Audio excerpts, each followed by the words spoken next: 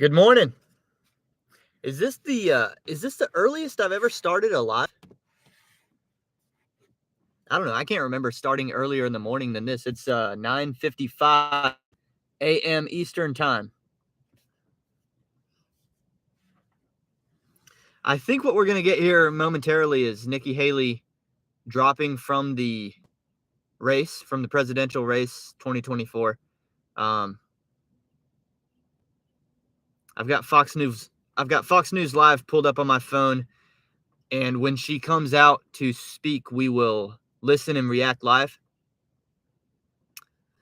Beforehand, though, let me just cover a few things. My thumb, if you follow the channel closely, my thumb was I sprained my thumb 2 days ago, mildly, not anything serious, but it was bad enough that yesterday it hurt to grip my steering wheel.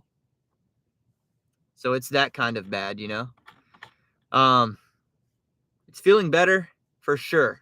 I think we can go full on today. It still hurts to do things like put on shoes. And what else? Oh, pulling my wallet out of my pants with my right hand still kind of hurts because, you got to grip the wallet and pull it out. I don't wear skinny jeans, but my jeans are still a little bit tight, which is a good thing. You don't want your wallet falling out of your pants. But no baseball. What's up, Chris? What do you mean? What do you mean no baseball? I sprained my thumb playing basketball. What else do I need to update you on? Oh, if anybody's like, hey, you're wearing the same thing that you were wearing in your video from last night. I know. That was only a few hours ago.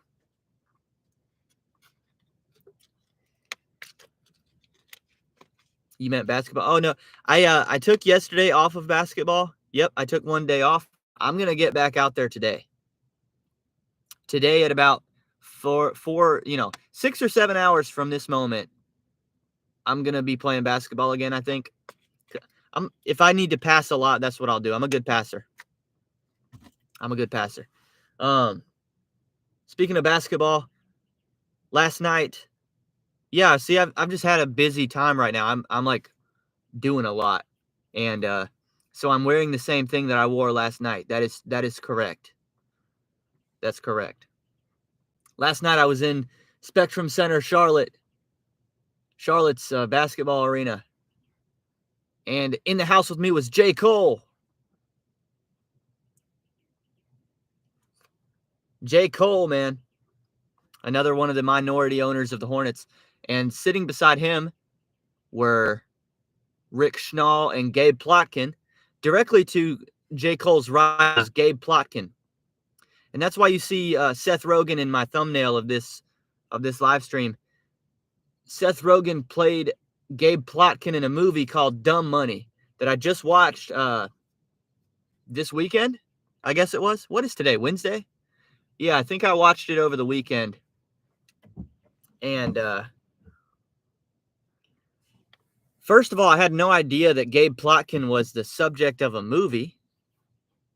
And usually I come to y'all live and after I've done my research. I haven't done my research yet because in the movie Dumb Money, they basically make Gabe Plotkin out to be the villain and the idiot, and he loses billions of dollars. He loses billions of dollars.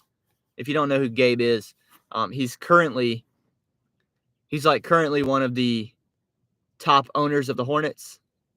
When Michael Jordan just sold, Gabe Plotkin and Rick Schnall bought the majority portion of that. So what I'm trying to figure out is, how does Gabe Plotkin in 12 months time, in a year, how does he go from being clowned in a movie that, by the way, it's not just Seth Rogen. Who else is in that movie? Pete Davidson.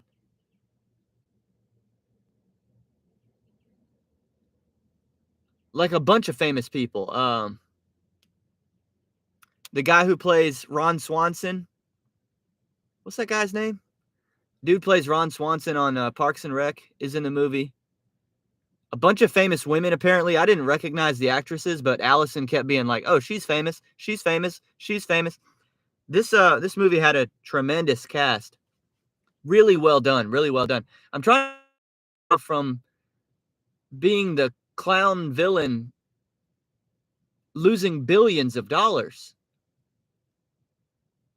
in the story of the movie to 1 year later being majority or part majority owner of the Hornets, sitting next to J. Cole at a game. I'm going to have to figure that out, man. I'm going to have to figure that out. I wonder how Gabe feels about that movie too. Because they really don't, he doesn't look very good in the movie. Let's see, we got 10 a.m. now. We're still waiting on Fox News here.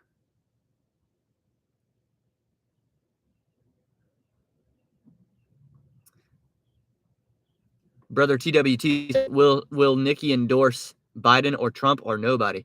I don't know. My prediction is she's not going to endorse Biden. Certainly not today. No way. No shot. No shot. What I found interesting was very recently she was asked, will she support the Republican nominee no matter who it is? Because when she signed something with the RNC saying that she would, and that was a requirement in order for her to be on the stage in the debates. She said the other day, somebody asked her, are you going to follow through on that promise? Will you endorse Trump if he's to win? And she switched up, and she literally said, like, her own words were like, basically, I did what I had to do to get on the stage. I said what I had to say to get on the stage. I'm reconsidering.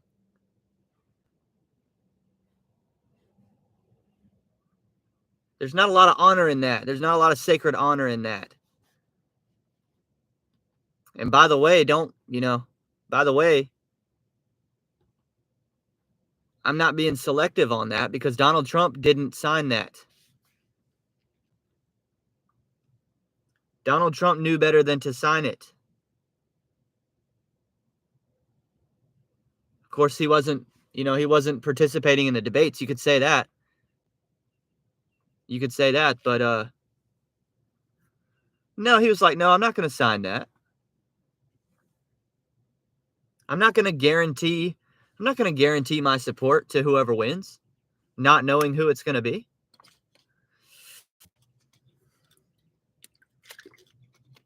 So shame on Nikki Haley if she doesn't. All right, Fox News is showing me a commercial now, so we must be getting close. Here she is. Hang on. Listen. I said I wanted Americans to have their voices heard. I have done that. I have no regrets. And although I will no longer be a candidate, I will not stop using my voice for the things I believe in. Our national debt, our economy. A smaller federal government is not only necessary for our freedom, it is necessary for our survival. Socialism is the road to ruin for America. Our Congress is dysfunctional and only getting worse. It is filled with followers, not leaders. Term limits for Washington politicians are needed now more than ever. Our world is on fire because of America's retreat. Standing by our allies in Ukraine, Israel, and Taiwan is a moral imperative, but it's also more than that. If we retreat further, there will be more war, not less. As important, while we stand strong for the cause of freedom, we must bind together as Americans. We must turn away from the darkness of hatred and division. I will continue to promote all those values, as is the right of every American. I sought the honor of being your president, but in our great country, Being a private citizen is privilege enough in itself, and that's a privilege I very much look forward to enjoying. In all likelihood, Donald Trump will be the Republican nominee when our party meets in July. I congratulate him and wish him well. I wish anyone well who would be America's president. Our country is too precious to let our differences divide us. I have always been a conservative Republican and always supported the Republican nominee. But on this question, as she did on so many others, Margaret Thatcher provided some good advice when she said, quote, "Never just follow the crowd. Always make up your own mind." It is now up to Donald Trump to earn the votes of those in our party and beyond it who did not support him. And I hope he does that. At its best, politics is about bringing people into your cause, not turning them away. And our conservative cause badly needs more people. This is now his time for choosing. I end my campaign with the same words I began it, from the book of Joshua. I direct them to all Americans, but especially to so many of the women and girls out there who put their faith in our campaign. Be strong and courageous. Do not be afraid. Do not be discouraged, for God will be with you wherever you go. In this campaign, I have seen our country's greatness. From the bottom of my heart, thank you, America. God bless you.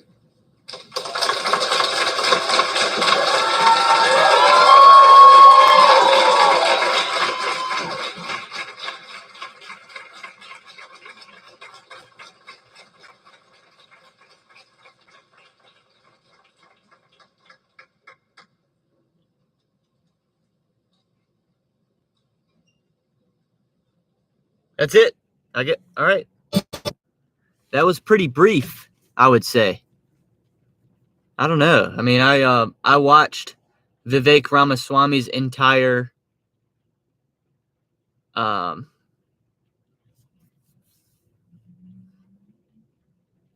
the results came in Iowa, I watched the entire, I don't even know if I would call it a speech. I wouldn't call what Vivek does all the time a speech. He's a little more off the cuff. I know Vivek is very practiced and he says a lot of the same things repeatedly, but that night he spoke for way longer than that when he dropped out.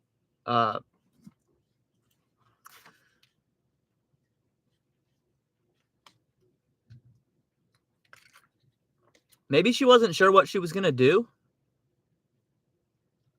One thing I'll say is no mention of Vermont last night or this morning.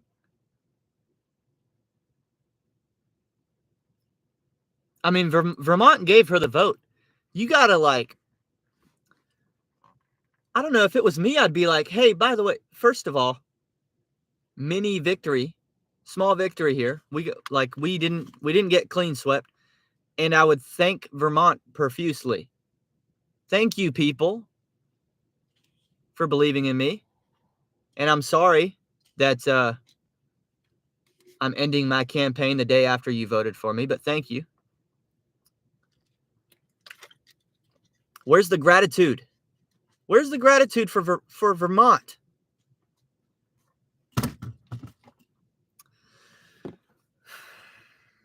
Vivek had a lot of that. And Vivek didn't even win a state. He just got some votes. And he was very grounded in appreciation for those who listened to him. Vivek came out of nowhere. But in his speech, he was gracious. And he didn't, he acknowledged the success that he had. Brother TWT says Vivek's dropout seemed more genuine. Dropped out after losing the Iowa caucus and endorsed Trump right there. I don't know how important a Nikki Haley or anybody for that matter endorsement is. I hope it's not that important. I hope it's not. I hope that a Taylor Swift endorsement isn't that important. I hope that people, the reason for that is I hope that people think for themselves a little more.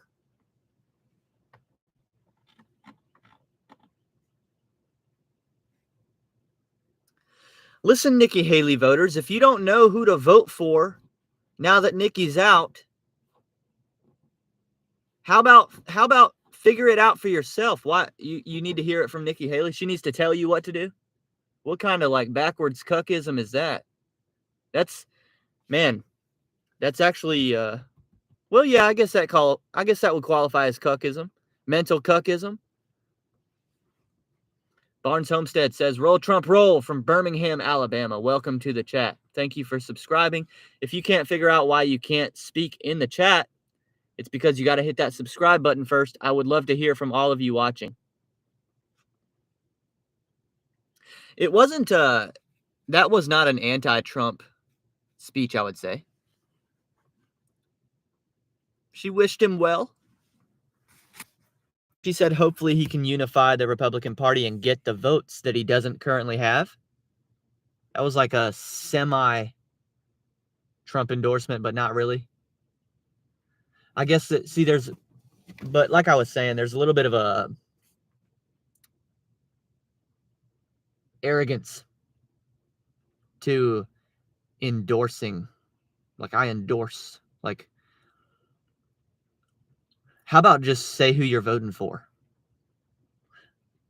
Like, I don't want to be hypocritical at the same time. People will say, well, you're the one posting so many YouTube videos about who you endorse. I don't call my vote an endorsement, though. There's something a little bit arrogant about that. I don't know. Maybe that's just me being nitpicky. But yeah, like I said, it wasn't going to be a Biden endorsement. You knew that wasn't going to happen. She's not going to do that. Barnes says the Obama-Biden. That's kind of hard to say. The Obama-Biden regime ends November 5th. Maybe. I don't think Michelle Obama is going to pass away in the next 4 years. So we'll see.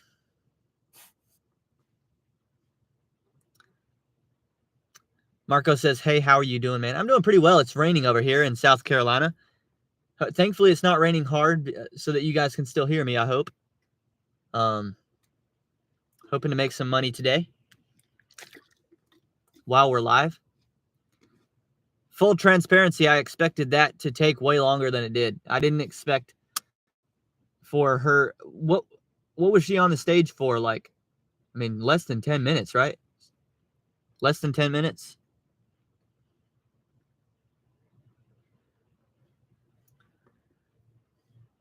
That's another reason why I'm not sure why didn't we hear that last night?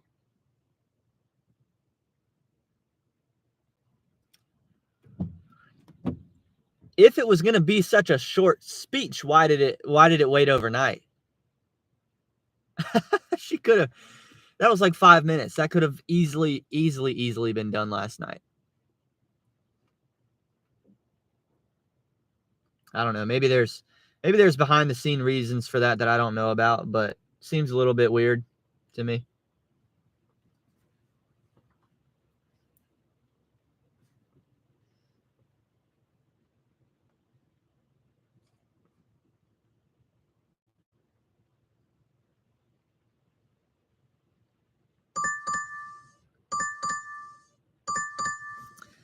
Ego. We're going to blame it on ego. Consistent lack of self-awareness, maybe. It really might be that, yeah. Ego.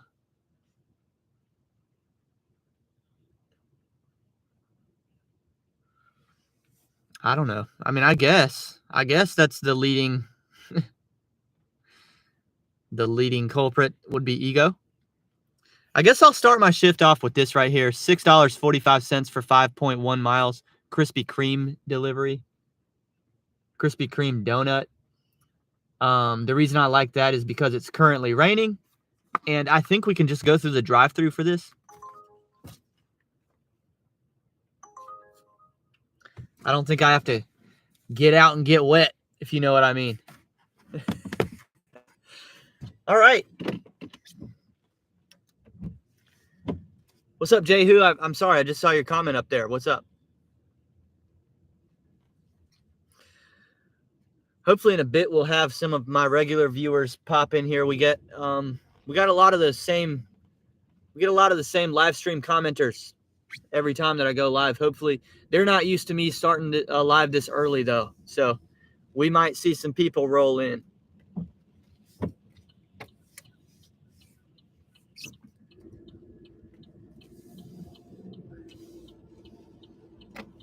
Yeah, I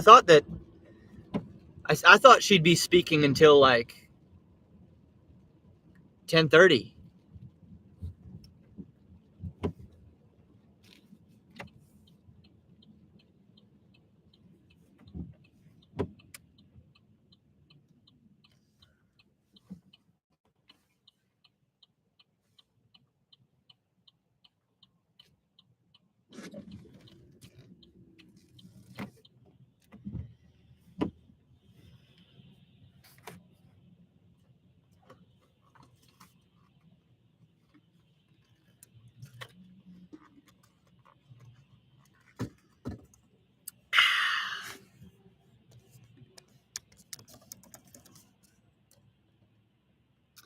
Marco says, how confident are you in a Trump win in November? Against Biden, I would say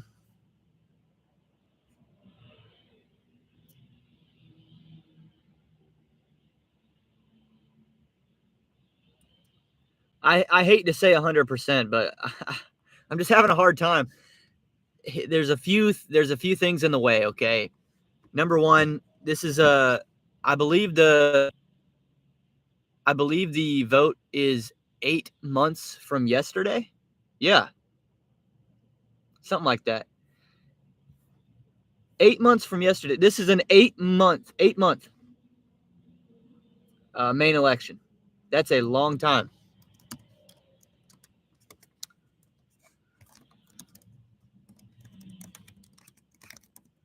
I just don't. Here's my question is, how many votes are actually up for grabs?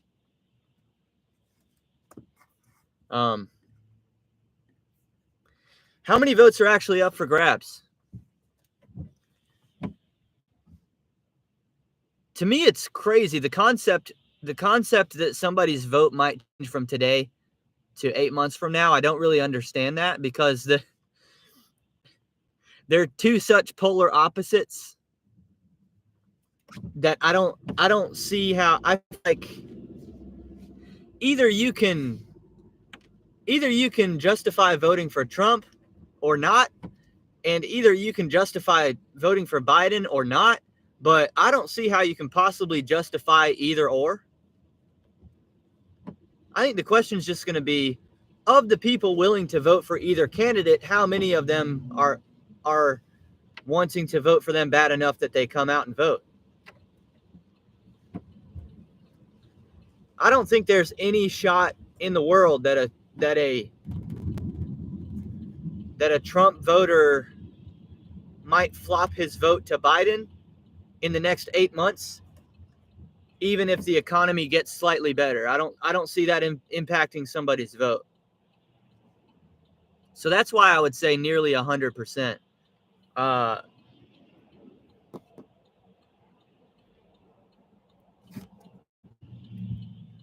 The other things that would get in the way are the things that Vivek Ramaswamy has been warning us about. Is Joe Biden even the nominee?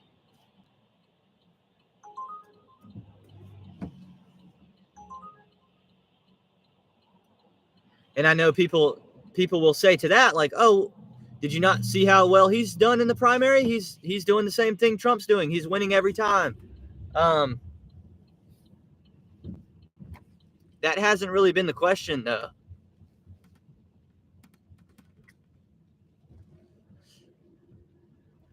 That hasn't been the question, I think that it's still possible that he's not their it's still possible he's not their guy, and that would change things up too. That'd be a curveball.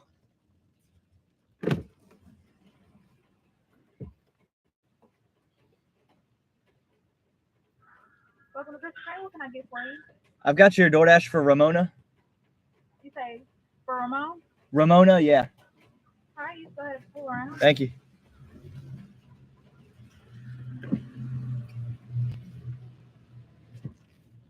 If everything's straight up and it's Trump Biden, how is it not 100%? Every single metric, every single poll, and I know we've now learned that polls are a little bit inconsistent, but do your own freaking poll. Do your own poll. What do you guys see online?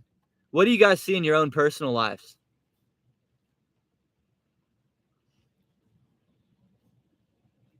With my own eyes, in both of them, 2016 and especially 2020, you had real hatred for Donald Trump.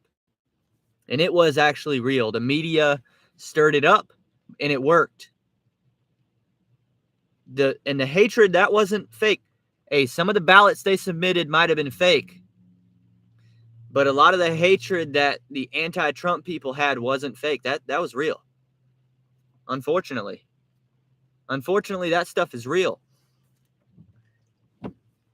But my observation and interpretation of the country right now is that hatred's not as strong as it was. It's just not. And a lot of that has to do with they can't stage problems. 4 years ago, what did they do? COVID? A lot of people think that was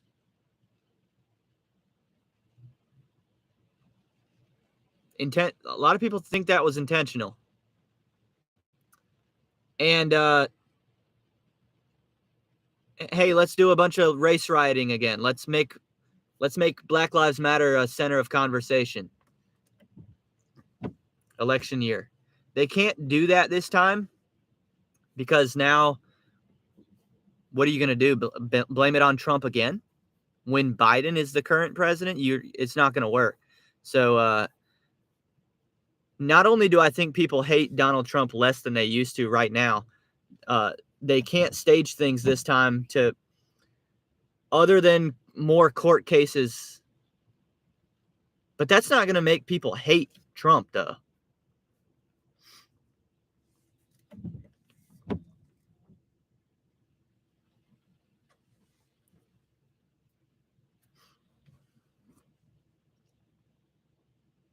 How bad will the country decline between now and then? I don't think much. Barnes Homestead. Biden's only shot at all is to insist that the country does not get worse from today to November.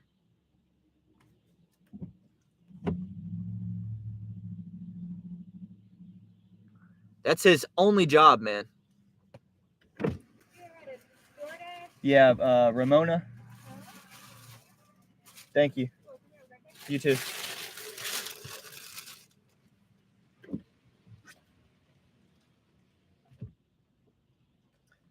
One original glazed dozen donuts. Who does that sound good to? Anybody like donuts up in here? I'm more of a Dunkin' Donuts guy myself.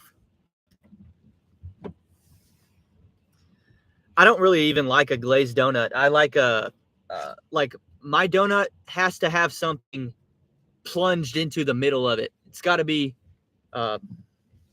you got to squirt something deep inside that donut, man. I don't care if it's like strawberry jelly, grape jelly, custard. I'm a huge custard guy. My favorite donut is a Boston cream donut.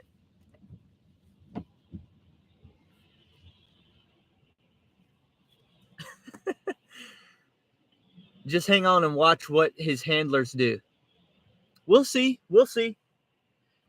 I try to. I'm a really, really, really optimistic guy. I don't know if y'all have noticed that yet. Hey, you got to be optimistic to play scratch-off lottery tickets on the daily. You got to be a little bit optimistic to a fault in order to do that. I think the rain is picking up a little bit. I hope you guys can hear me today. A lot of the time when it rains like this, I don't go live at all. But today was such a big day that I knew I had to go live for Nikki's announcement. It is supposed to stop raining shortly. 1 or 2 hours from now, it's supposed to stop raining. We got Alex in the chat. What's up, Alex? Giggity said, I used to work at a donut shop. I was in charge of making the holes.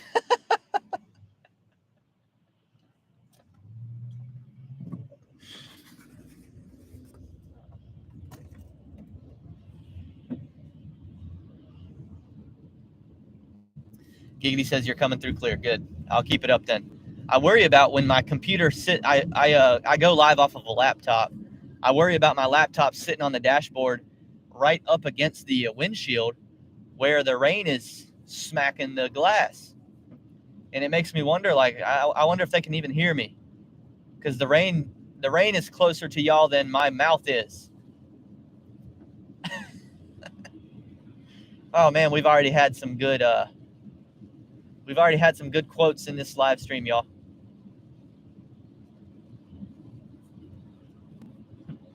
We've had some good no context quotes already. Barnes says, we know where hold up, I lost track of where I was. Barnes says, we know where we were as opposed to where we are presently heading. Folks, vote. Carl Logan, what's up? Says, okay, let me change my name to my regular so I can get my comment read.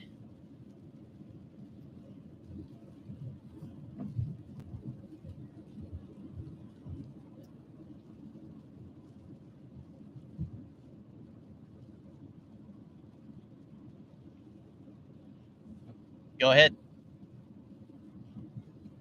Go ahead and change it.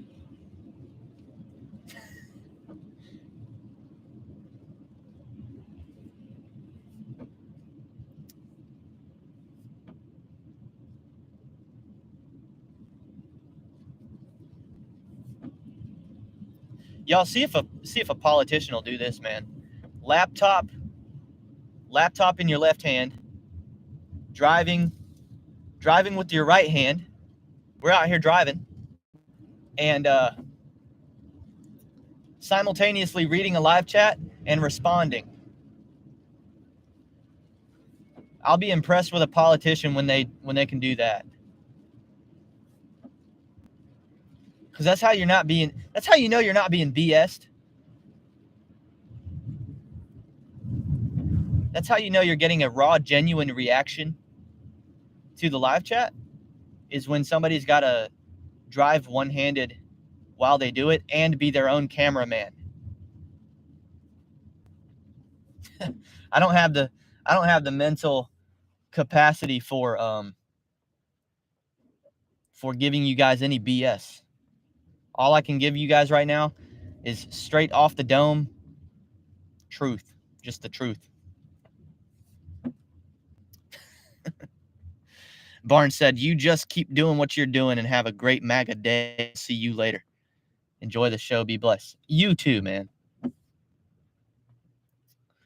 Or man, I assume you're a man. I know, I actually know a woman by the last name Barnes.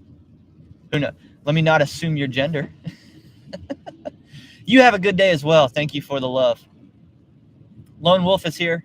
What's up, Lone Wolf? So sorry, forget this browser puts me on my other account. Oh, you're Carl Logan? You must be Carl Logan.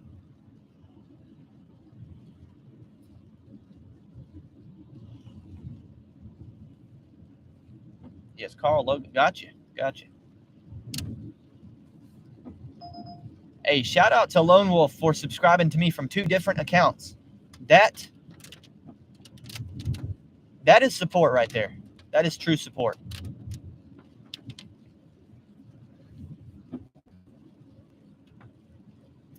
Giggity said it's a bit too late for Nikki Haley to bow out gracefully. I want to be fair. I want to be fair.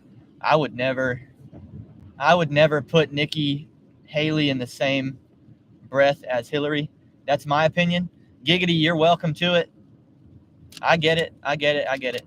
But for me, I think Hillary Clinton is one of the worst people on the planet. Nikki Haley, we've got some disagreements. But like, I don't think Nikki Haley is like satanic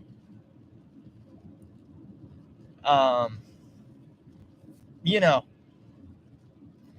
let me just say, worthy of Judgment Day. How can I say that? Is that a safe way of saying how I feel without being put on a watch list? She's worthy of Judgment Day, Hillary is. And I'll leave it at that. Nikki Haley, I would never say that about. So I would separate the two. I wouldn't put them on the same tier.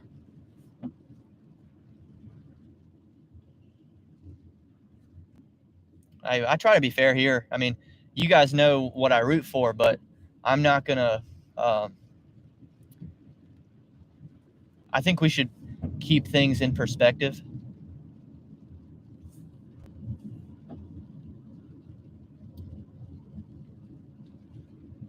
Giggity says she's of the same cloth. That might even be true. I mean, that might be true. But,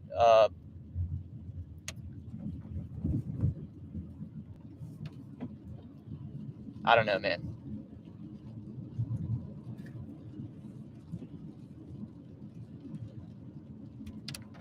Maybe in terms of like,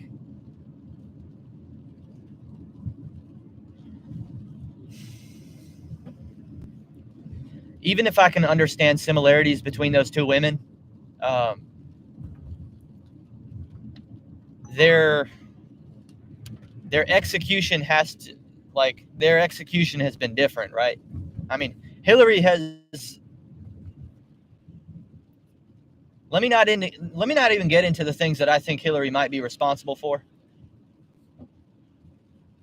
so that I can keep my YouTube channel. But I think y'all know what I'm talking about, okay? Let me just say this, whatever y'all think I'm talking about, probably right. You're probably right. And I blame Hillary for a lot of stuff that I don't think Nikki Haley would ever do. Hillary is, I'm just telling y'all, Hillary is as low as it gets. I think I can say cunt on YouTube, right? Cunt.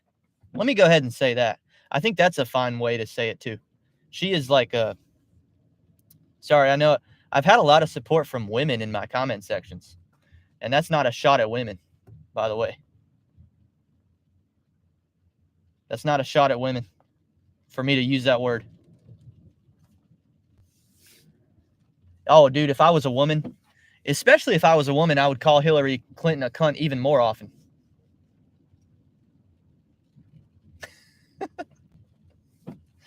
Oh, but sometimes, sometimes they get upset at men using that word. What's up, Tony? I see Tony in the chat.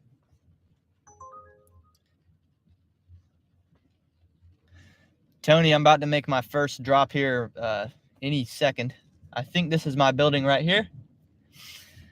And then we'll have made, man, we're already about to be 45 minutes into the live stream before I make my first drop.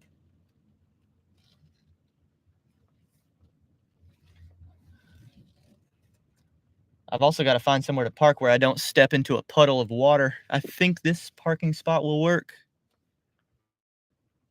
Yeah. I will catch up on the comment section as soon as I come back to the car. Y'all hang out for a second, and I will read your comments. Where are we going?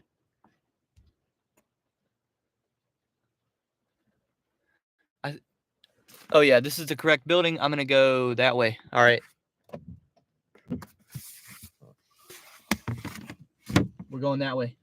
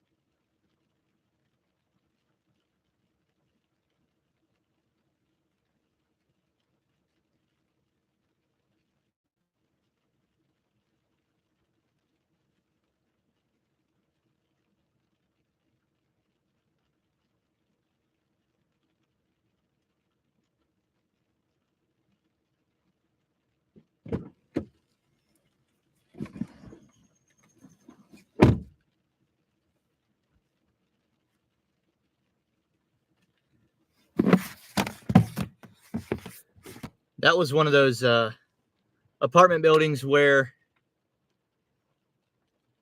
the first floor is actually the second floor because they have a basement floor. So I went up those stairs thinking, okay, I need to go to the second floor when I was already on the second floor. So I did a set of stairs for no reason. $6.45 payment received.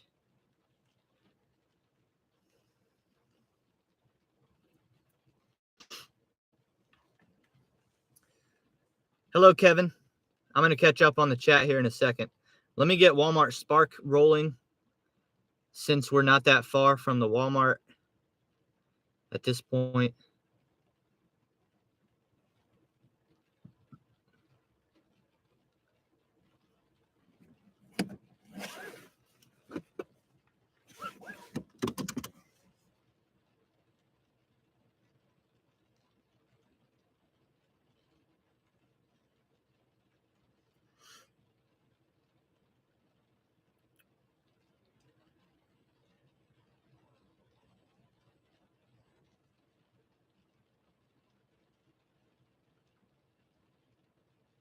Okay, I think we're good to go now. Let's catch up on your comments. One more thing. I got to update my earnings in the pinned comment. 645, 45 like Trump. There we go. All right.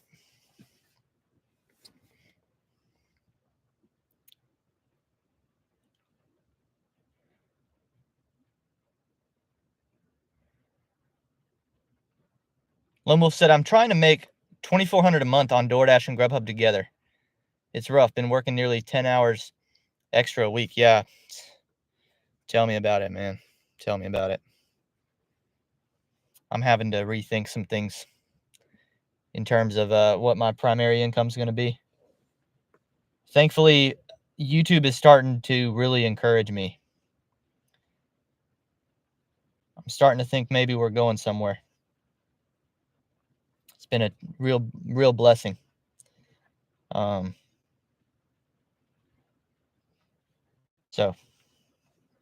because I put a lot of time into this.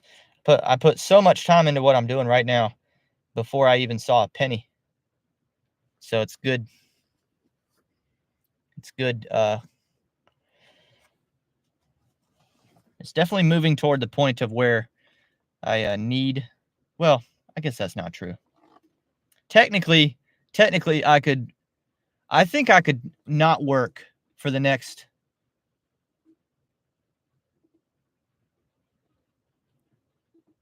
5 years. Yeah. Allison too. Allison and I could not work for the next 5 years, I think, and we would be we would make it. We wouldn't live a luxury lifestyle, but we would make it. So that's good. But obviously when you're young, you work really hard because things will end up compounding. So obviously I'm not going to do that. Even though, can I afford to take the entire year of 2024 off if I wanted to? Yeah, but I'm not going to do that because it would severely damage my ability to compound interest over my lifetime if I were to do that. So, but that is why when people wonder about how I do this, that's why I don't make a lot of money, because there's no need for me to make the money immediately. I'm able to do a lot of things that I'm able to try a lot of things that hopefully may pay off later, like YouTube. Okay. Lone Wolf said Biden needs to start listening to his handler Obama, because when he rants, it is not very coherent. Giggity says evil is evil. Hillary might be a different level of evil, but he's evil. Fair. Marco says don't use that word. YouTube hates that word specifically. Which one? Cunt? Well, I might be getting demonetized today, but I don't care. It's just one live stream.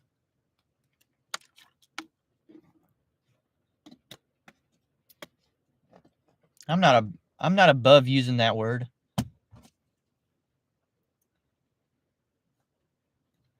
Anybody that says they haven't said a cuss word, liars. Liars. Kevin said Nikki did win the DC primary, though. Shocker. I didn't think that was a shocker. I thought that was hilarious. DC. Of course she would win DC. I texted Tony. I said that's almost an insult in itself. That's, imagine, dude.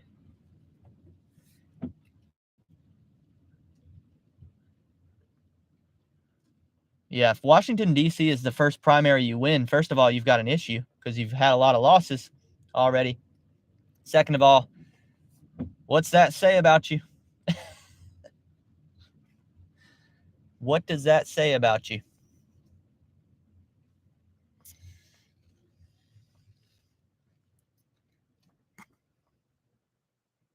Tony said I did my first fetch last night. I still haven't done one. I've gotten a bunch of text messages from them, but maybe I don't really understand. I don't know. The dollar per mile offers that they're sending me don't seem like they'd be very good.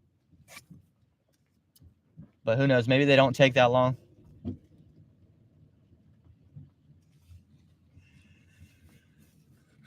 I'm just parking closer to the front of this neighborhood.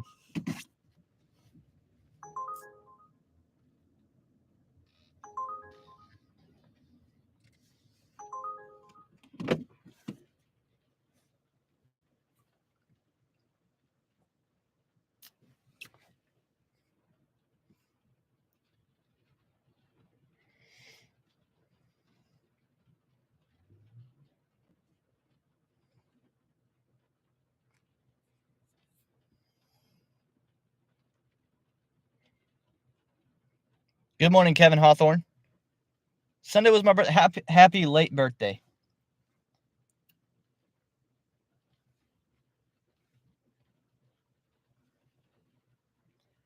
Congratulations on going around the sun again.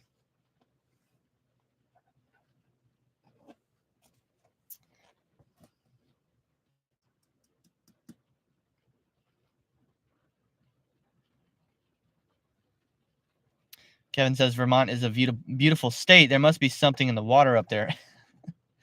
I drove through Vermont last summer, the summer of 2023. I was in Vermont for the first time. And I'm not going to lie, I wasn't a big fan. I mean, one of the first things I saw in Vermont was, I mean, they've got churches up there.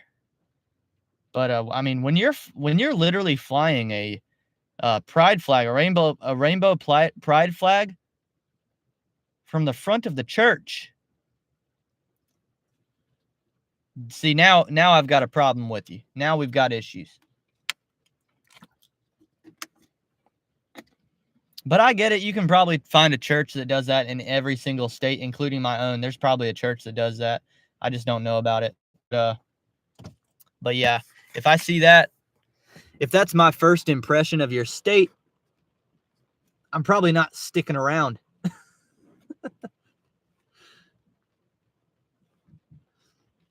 I'm probably not sticking around. I've got a good friend. I've got a really good friend from Vermont. And I texted him last night. I'm like, "What's up with your people, man? What's going on? Tell me what's going on with your people, man, because I don't understand it. Maybe you're from there. Maybe you can explain this to me." And he sent me back like a shrug emoji. He was like, "I don't know, man. I don't know."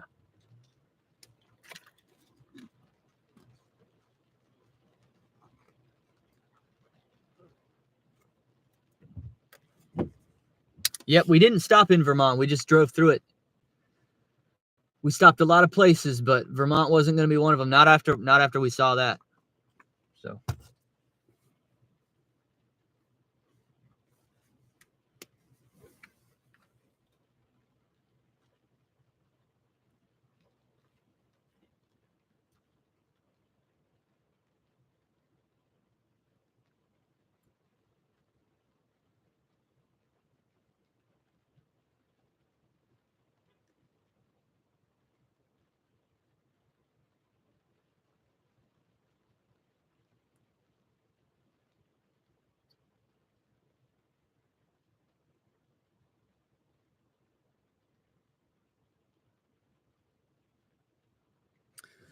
Biden issues urgent plea to Nikki Haley voters after she exits race. Let's listen to this next.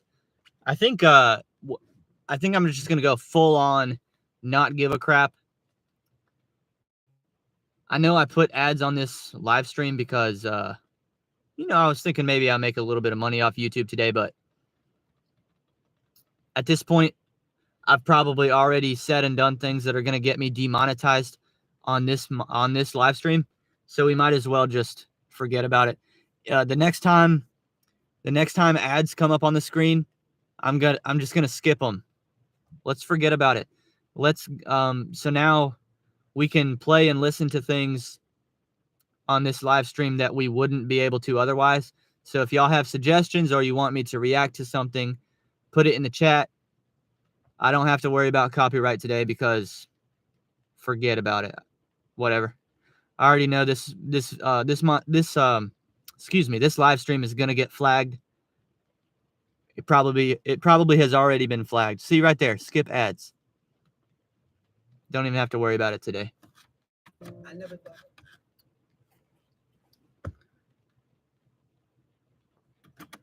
White House right now on the North Lawn and checking with Jackie Heinrich and get reaction from what we're hearing from the Biden team now. And Jackie, good morning and welcome to our program. Hello.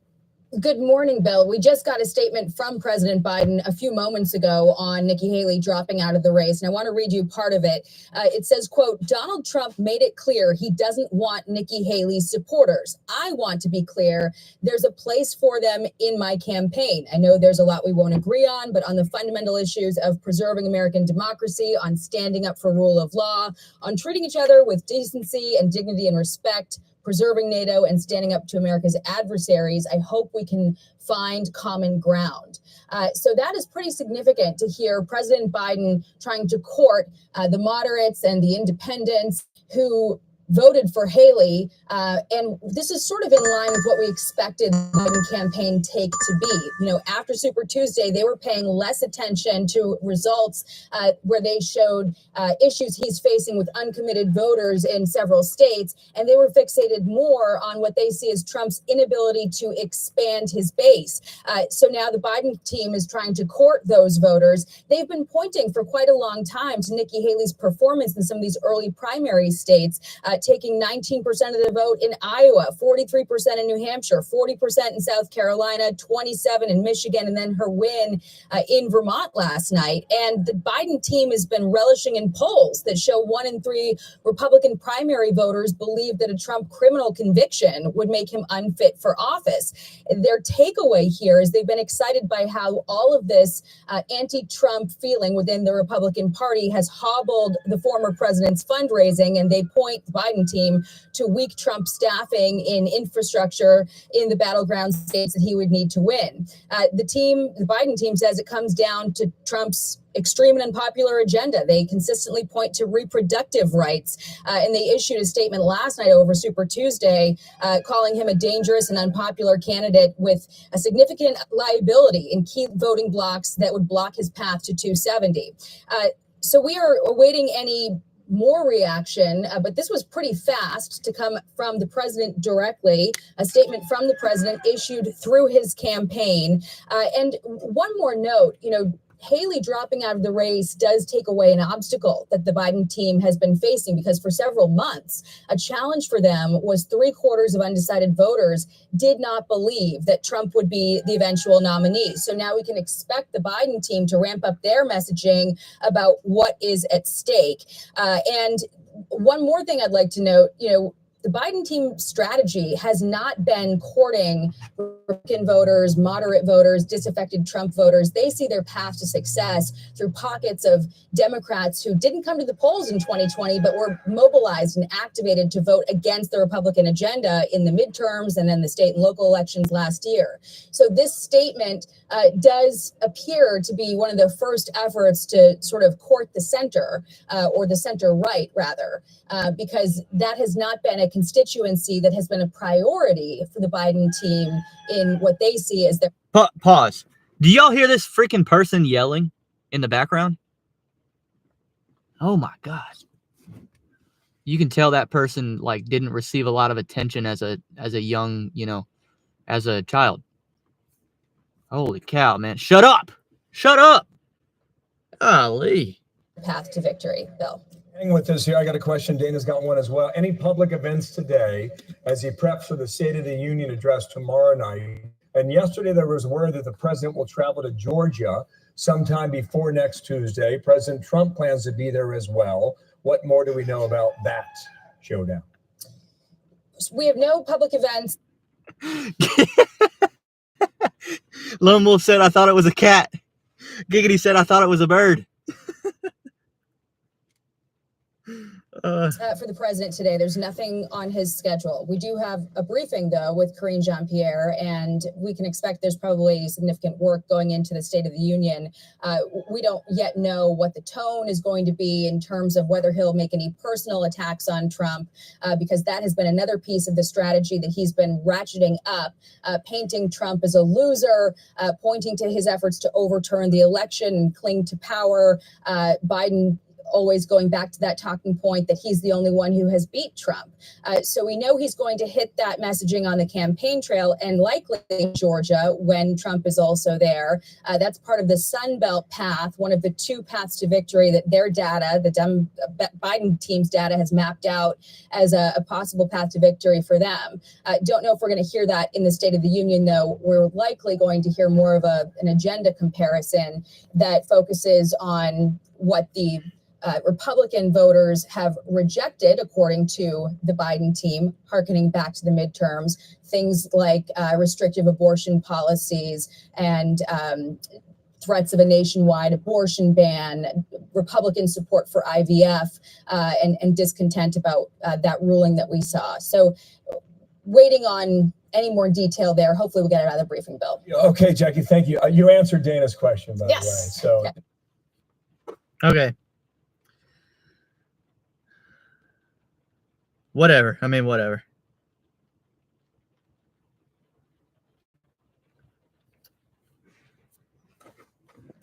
Biden classifies Trump apparently as not wanting Nikki Haley voters. When did he say that? I don't know, man. It's a big problem to me if like she said, they're going to lean into reproductive rights. as the reason not to vote for Donald Trump on policy.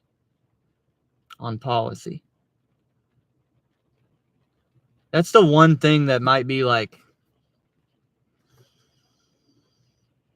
in the air for people, because even if you disagree with like fiscal policy, what you can't ignore, even if you want to debate policy, you can't ignore results. And like the results are very objective. They're not subjective. The 4-year economies of each term are not subjective. So you can't really win the argument on that basis. So what are they going to do? They're going to turn reproductive rights, they call it, into this big like yeah but, like that's their yeah but. That's so sad, dude. First of all, that's demonic and satanic, and it's speaks very poorly of our society for that to be their answer. It's almost like, yeah, we know Donald Trump's the better choice, but don't you want to kill your babies? Don't you? Isn't that more important to you? Damn, dude. That's bad. That's low. And I would say this as far as conservatism goes. I think I might piss some people off with what I'm about to say, but why is that abortion to me is not a top 10. It's not a top 10 issue in terms of who I choose to be president. I don't think the president's job, I don't think that's one of the president's jobs. If I were to write the job description for the United States of America presidential role, I don't think I would put, like, I don't think anything reproduction is really on the list of priorities. The reason for that is, for many of the hear me out, by the way, because first of all, I believe my opinions on abortion are very clear.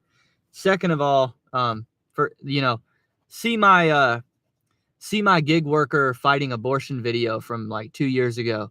If I'm pissing you off right now, just first of all, do your research on me before you allow me to piss you off. Nuance. Let's have a nuanced discussion. Where was I going with that? Yeah, okay, where I was going with that is the left, in the same way that the left takes the Second Amendment, like the right to bear arms argument, and turns it, and they're like, look at all the crime done with guns, as if the crime goes away if there are no guns. As if the crime goes away if there are no guns, which is a stupid argument and just flatly untrue. And the right will often say, no, all you're going to do if you ban guns is make it so that the good people don't have them. The bad people are still going to have them. I think that argument translates very well to abortion.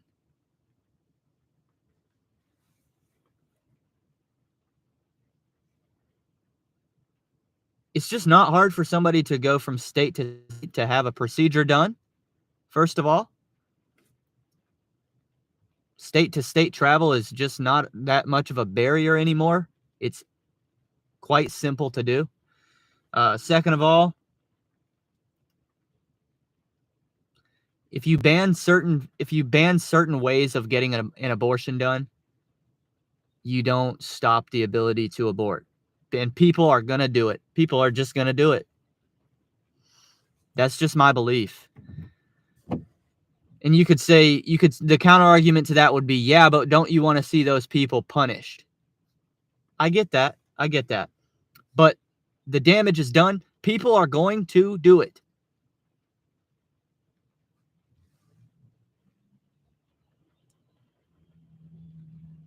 So like that's not going to be in my top 10 list of priorities in voting for a president. I want a president to affect things that like he can actually impact.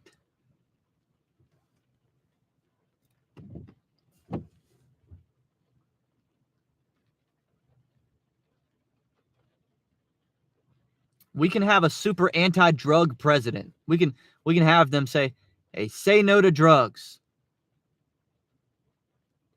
And he can even enact policy to discourage drug use, but you can't stop the person from doing the drug, right? I'm trying to make another example. This idea of you can lead a horse to water, but you can't force him to drink. Let's see how many people I pissed off in the comments with this. I hope y'all understand my nuance though.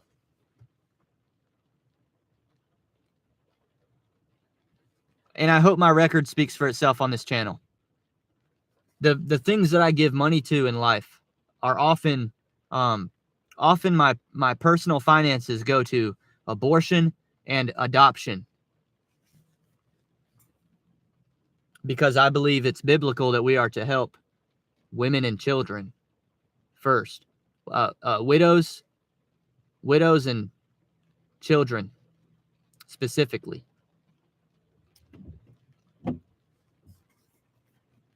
That's why like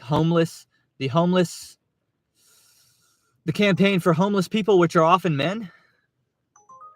They're often men. You don't see me. I don't give money to homeless people because I believe that we should be helping the women and children first. Hate me for that too. Hey, I'm putting all kinds of opinions out here today. I'm just even some of my people who have watched me for a few years now have not even heard me say some of these things, but I'm just putting it all out there. I'm not scared. I'm not scared.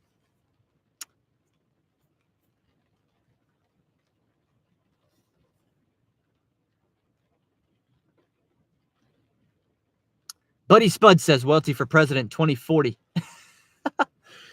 Does that line up? Let me think about that. Possibly. Trump 2024. I would go Vivek 2832.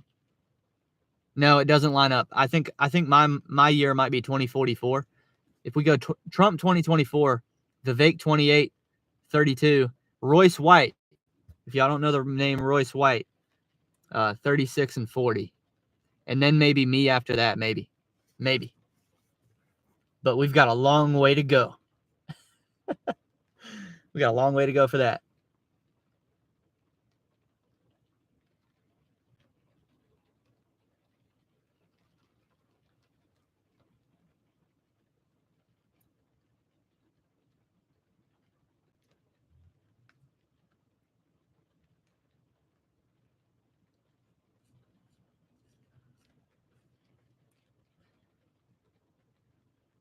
Lone Wolf said, I lost 50 to 60 pounds by doing DoorDash. Wow. Dude, I feel like that would be a successful YouTube channel right there. DoorDash. See, that's interesting. That's interesting. I mean, using DoorDash, my strategy, starting a gig economy YouTube channel and slowly over time funneling it toward some sort of a political career, possibly, I think is unique. But that was another good one. Starting in GigTube but using it as a like the side the side narrative of the channel being weight loss makes sense. I think people would watch that. Kevin says, I would like to see Trump say in a debate, if being able to kill your baby is the number one issue for you, I don't want your vote.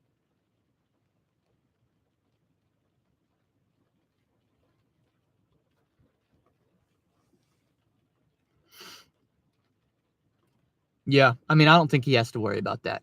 I think he's already lost those people's votes. If the ability to abort is your number one issue, you're not voting for Trump. I'm just going to go out on a limb and say that.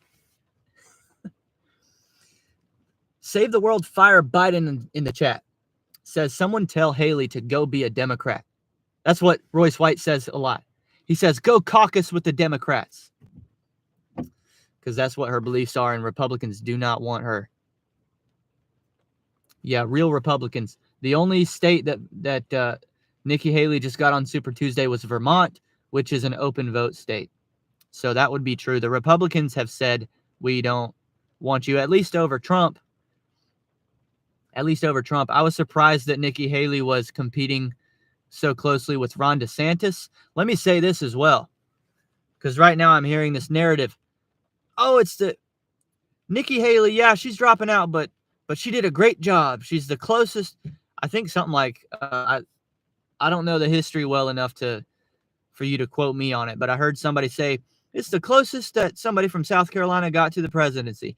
This is the closest that a female in the Republican Party got to the presidency.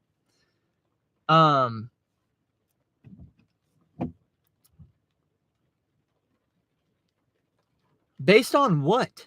Based on her lack of self-awareness in outlasting the other candidates this time? Because people are like, oh, she got second place. No, she didn't. No, she did not.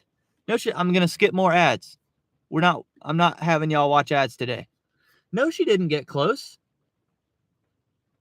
She didn't get second place. Don't forget that. Ron DeSantis out-earned votes in Iowa against Haley. Haley just outlasted. She might have been second place, like donors, like financial support. She might have been second place, sure. But I'm not gonna call this.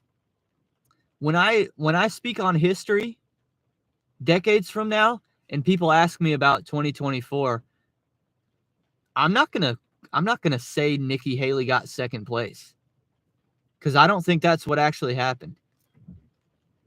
But whatever. Well, we got Yost Malone up in the chat.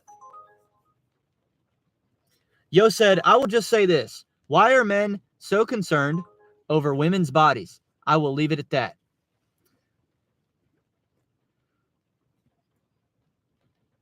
First of all, I would say en masse, I hope Yost is still here. I would say en masse, I think the people that care most strongly about abortion are actually women. The most pro-life people you're going to see. It's kind of like when you see these charts and people say, why are men in prison more often than women? It's because on the extremes of society, men are more violent than women. That is why they do more violent crime and you see more arrests. Okay? Because on the extremes of abortion rights are women. Both ways, by the way. Women feel more strongly about their right to abort, and women feel more strongly about the right to life on the extremes because they're mothers. Yo says, I'm still here. Okay, so hear me out. So when you talk about why are men so concerned over women's bodies? Dude, I would say the most just locked in people that are pro-life are going to be women, though. And I think that should say something. Yeah, you're going to find men that care too, because fatherhood matters, maybe. I would say that. I would say men are concerned about,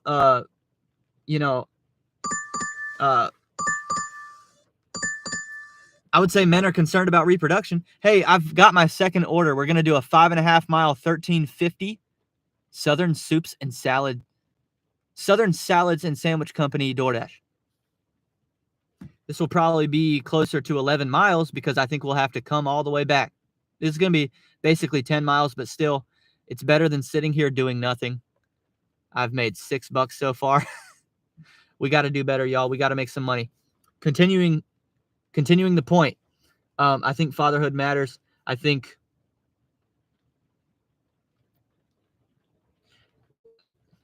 hey, we've gotten so real in this live stream. Let's keep diving deeper. Why do men like sex so much? Because it feels good? Yes. Fair. But also because we're like hardwired to want to reproduce. And like that's a big motivation for men. And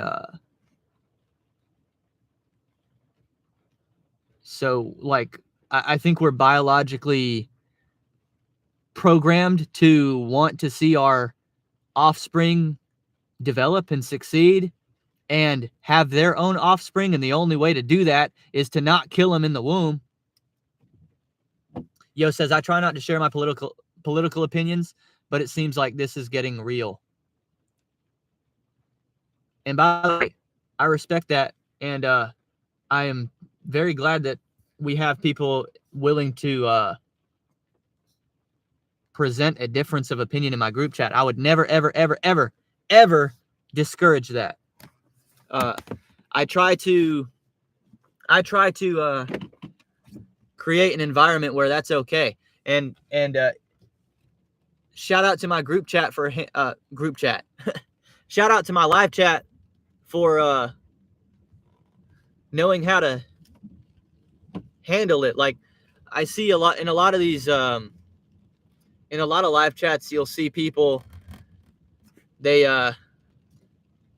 get cocky about the anonymity of the internet, and they start saying some things that they wouldn't say in person, and they start feeling like tough guys, and they'll beat people up, especially when somebody's outnumbered in a live chat.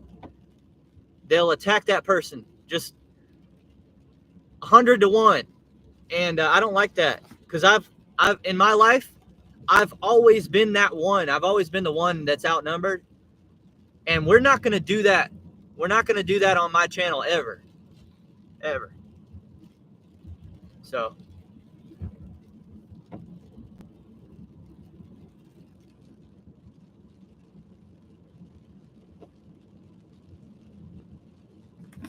and like I said, Yost, I don't even, like I said, if you heard when I started that whole discussion, I don't even view that as a political opinion. When somebody says, "Hey, you're getting political," dude, that's got nothing to do with my politics. I don't see how that's a political discussion. I just really get that. That's like a how do you even classify that? Humanitarian? That's like we need to be having that discussion, and cultural, we need to be deciding that just between the people. That's got to be something that's between the people. That's got nothing to do with freaking politics. Based on my definition of politics.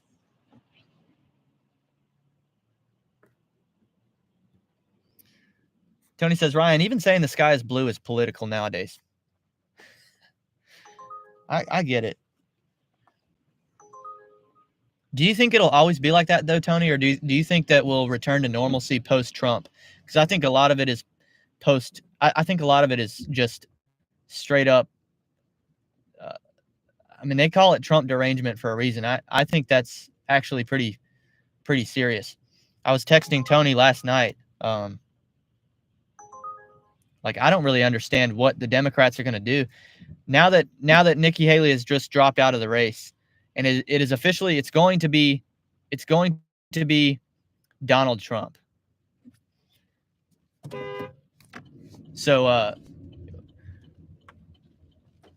what are they going to do? This is going to be 12 straight years? 12 straight years of the Democratic argument being very just anti-Trump. Not even policy-based, but person-based. What do you do after 12 years? Think about that. What's the average lifespan? 70 something in America? 70? Mid to upper 70s maybe? 12 years is like 20% of people's lifespan that are in America right now. Think about that. That's a long time. They're going to go from 12 years of their argument being Trump is horrible, don't vote Trump. Like what are you going to do after it's not Trump? People are going to have forgotten what you even stand for.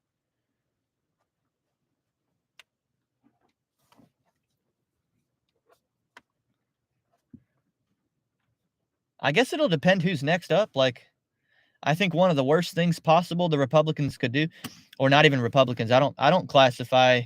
I think the party has been just taken over. That's why I don't even like calling myself a Republican. I don't think I'm a Republican. I don't know. I mean, maybe I am, maybe I'm not. I don't even know. I don't care. I don't care what you call me. But I think it's been taken over by, I think the MAGA party has taken the Republican Party over.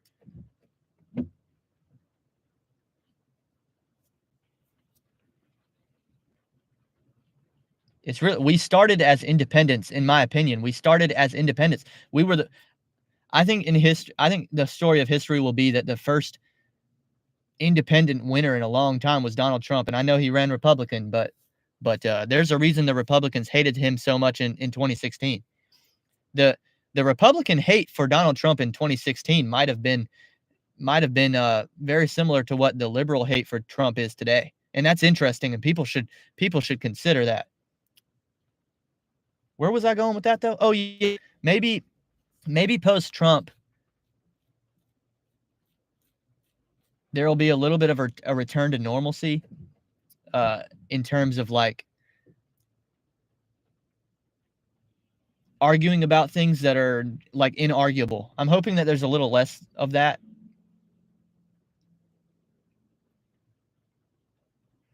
Because I'm hoping if you remove Trump from the equation, maybe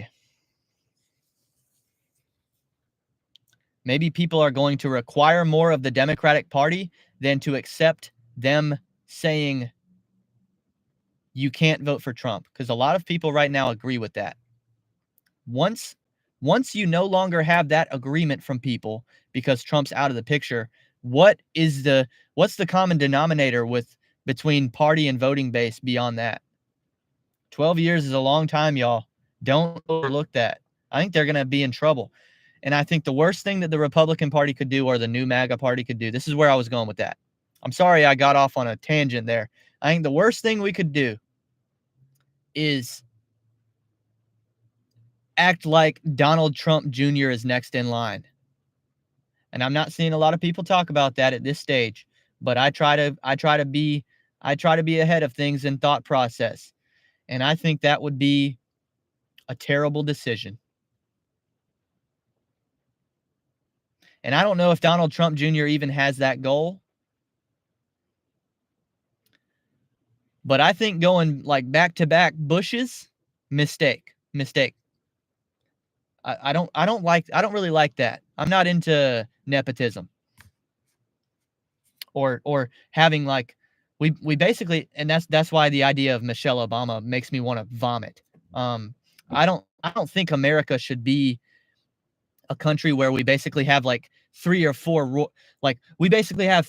royal families that rotate. Screw that. I don't like that. So let me just get that off my chest as well. I'll be right back, y'all.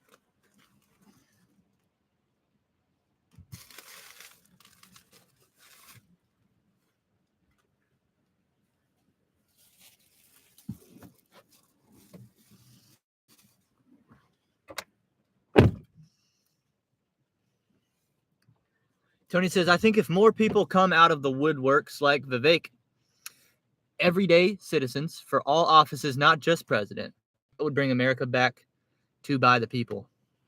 What's up, Steve? Yo said, don't get me started on the Clintons. Yeah, that's another one. Yep.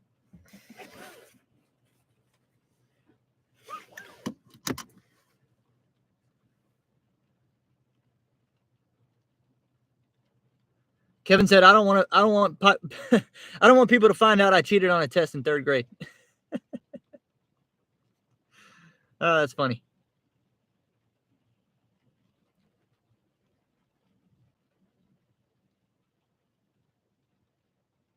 Yo says, why are 2 old men running for this country? We have so many young people who could do a good job. Hey, Yost, I agree with you. I put it out there that my vote was going to be for Vivek. It was. And obviously, clearly I'm not a shit, and I'm not, I don't feel let down by the fact that Donald Trump was, backup option. I think I'm happy with that. But anyway, my vote was going to go to Vivek for that being one of the reasons. Age to me is important.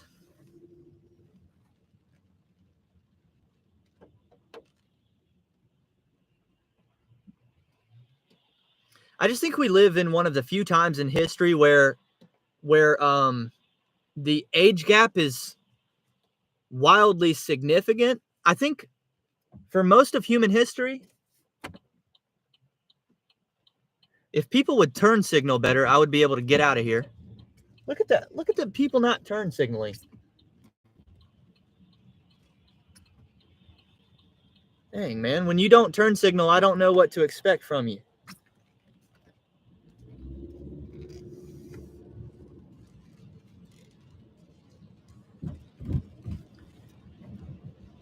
Well, golly, what was I saying? Oh, we live in one of the I think in the time in American history, not American history, human history,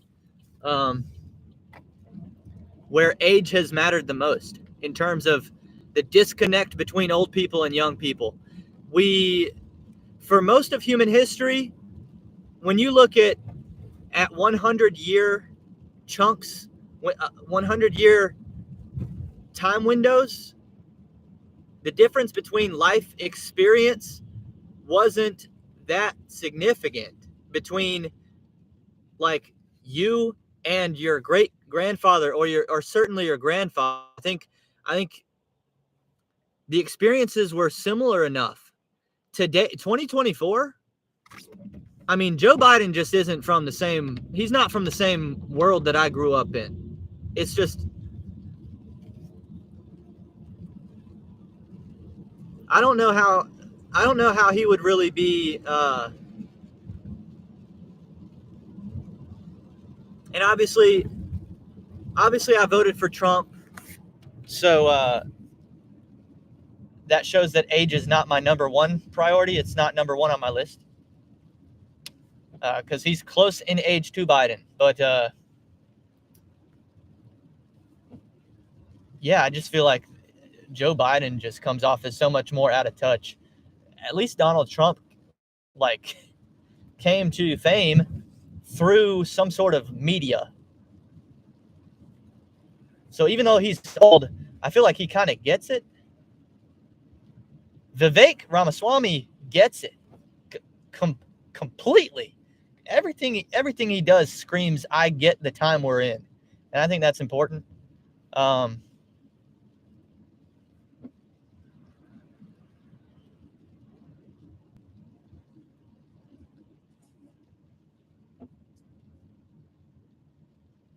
I mean, seriously, I don't even know the answer. I mean, if I thought about it for a second, I could figure out the answer. But how old was Joe Biden the first time he touched a keyboard? He was probably a full-ass grown adult man set in his ways the first time he touched a keyboard. I don't know.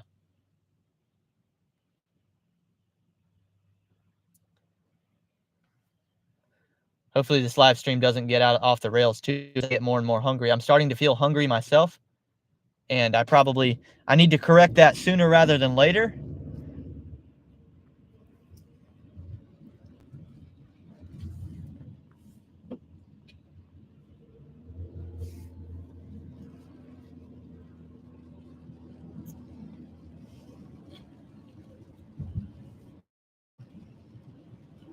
Giggity says, I don't use turn signals. Can't let people know my next move.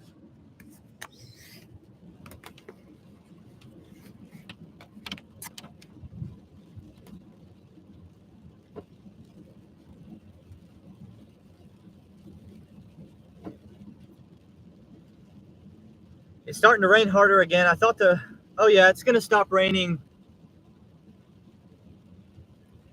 It's going to stop raining in about an hour, y'all.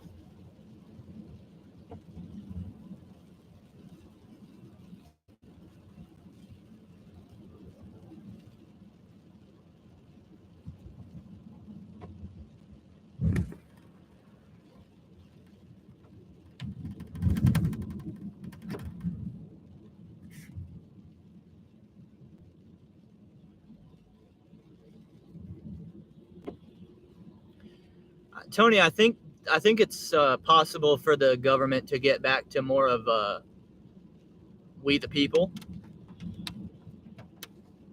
I think it's possible.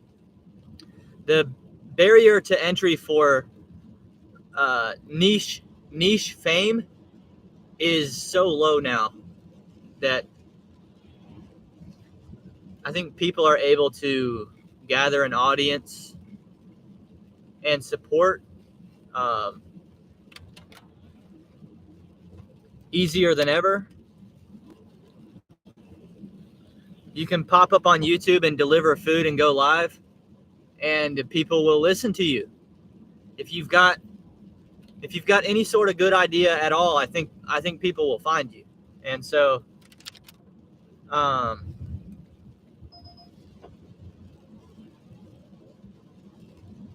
think we'll get back to closer represent. I think the best of us, I think the most truly genuine of us, the most gifted of us, will get back to being those who represent us.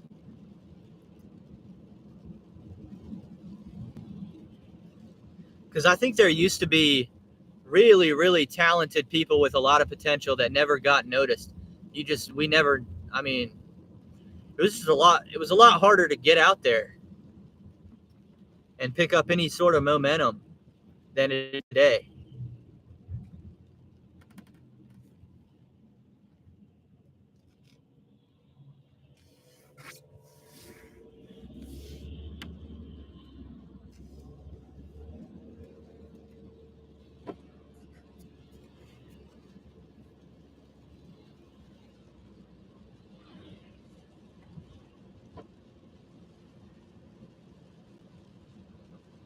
And that's what I think is true of Vivek Ramaswamy. I think deep down, did he think he had any shot to win this nomination? I don't think so. I don't know what it's like to be that successful, though. I don't know what it's like to live life in a way where everything you do turns into gold. So maybe he legitimately thought he had it. But I think the fact that he dropped from the race so early shows that he already knew. Like, he knew he knew the force that Trump is to be reckoned with. He knew that. He was running the race this time because he saw a clear path to victory in 2028. I think he really sees that. And he needed people to know who he is now, so that they don't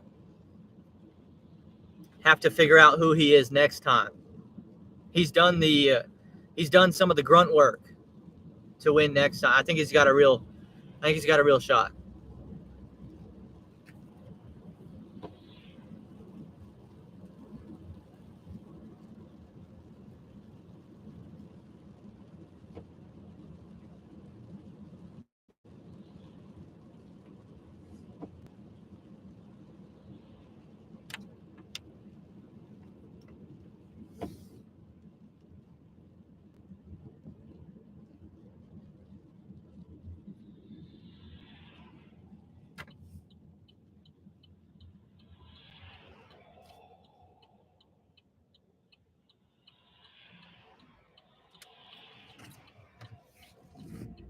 I've got no clue where we're going with this food.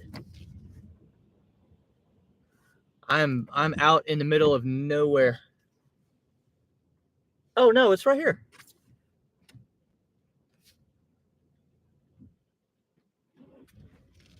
Oh, I think I'm right here. I think I randomly pulled into the exact place I need to be.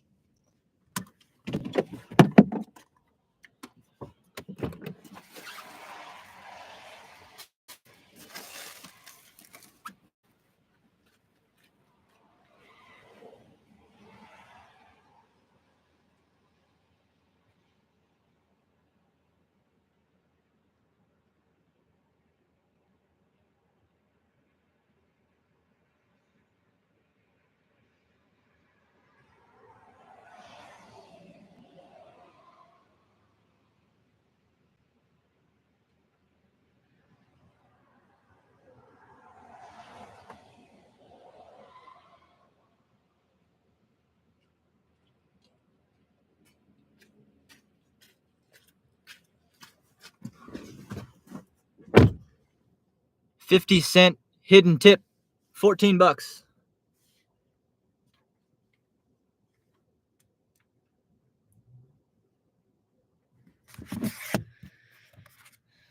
We've now made $20.45 on the live stream, which, man, I love so much that we have 45 cents.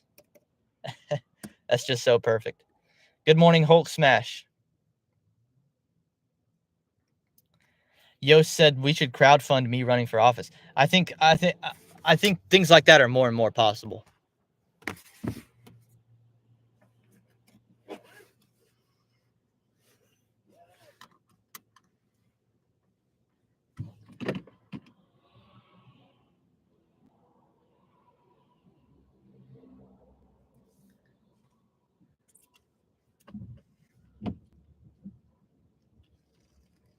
I mean, I look at those who I have on the radar. When I talk about Royce White in 2036, that dude is I mean, he's running for Senate in Minnesota right now. It's not like he's a nobody. But that dude's got 17,000 YouTube subscribers, I think.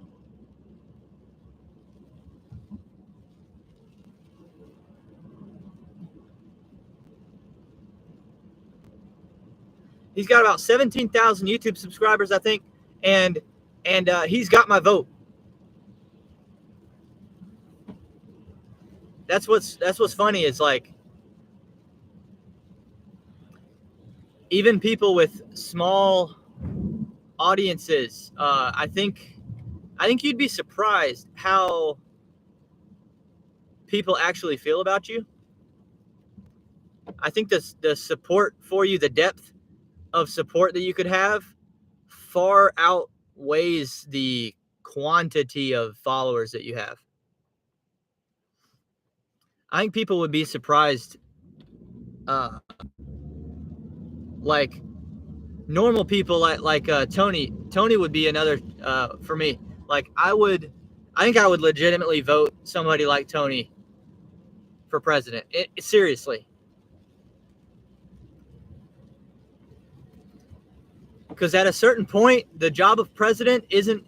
At a certain point, it's not even that hard of a job.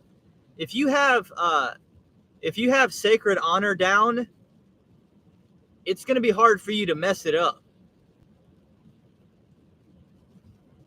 If you respect and fear God and have sacred honor, it's going to be very hard for you to mess it up. That's worth way more. That's worth way more than any like resume can buy you. That's worth more than any amount of connections in life can buy you, in my opinion.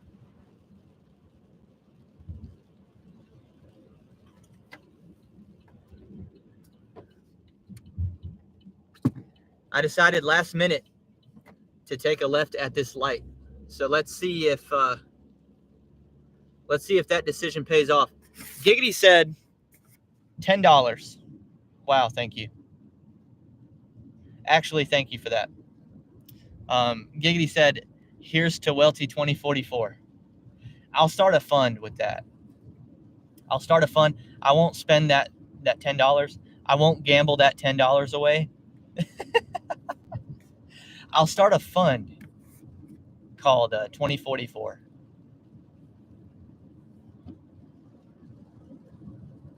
Man, can you imagine? Can you imagine what is it going to take in 2044 to be president? If money compounds, I'm worried about that.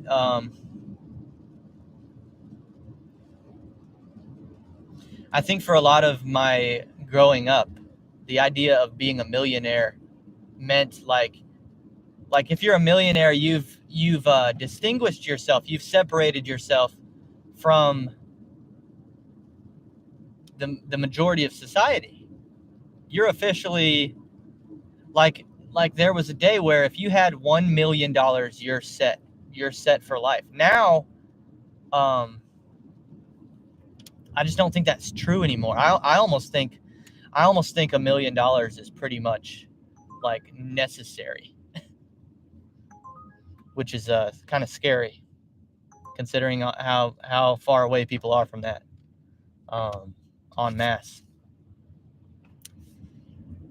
Can you imagine what that number is going to be in 2044? God, that definitely concerns me. I feel like I'm not even close to financial peace, as Dave Ramsey calls it. That's the next video we'll watch here. I saw a YouTube video pop up on my recommended page from Dave Ramsey that I want to listen to.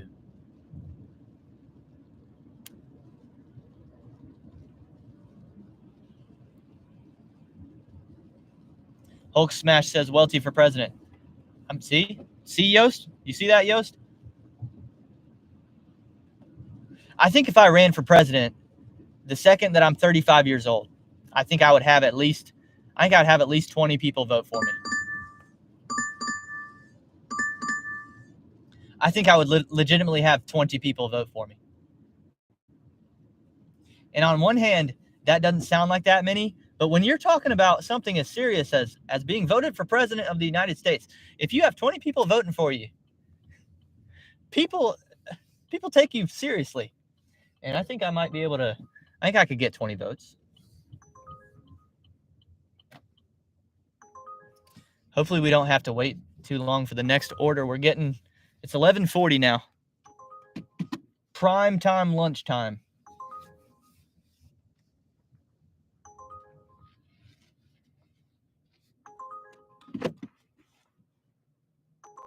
Then again, maybe I can't get 20 votes. I thought that I would sell more Errand Boy mixtapes than I did.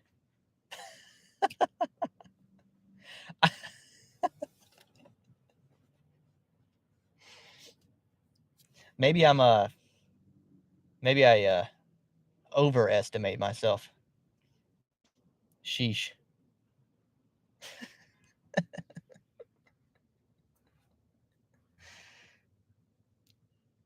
Yo said I did financial peace through my church. Very informative. Yeah, Financial Peace University is awesome. It's awesome. I've done Financial Peace University twice now. I did it as an individual, as a young adult, or I might have been a teenager. Can't remember. But when did Allison and I do it? When we were dating. First of all, by the way, we knew we were going to get married well before we did. We just decided like it makes sense in life for us to get out of college before we do that. Because like there was no risk of like family anyway. We weren't doing the action that would reproduce. And so that made the idea of waiting that made the idea of pushing the marriage off until after college make a lot more sense, because like why not?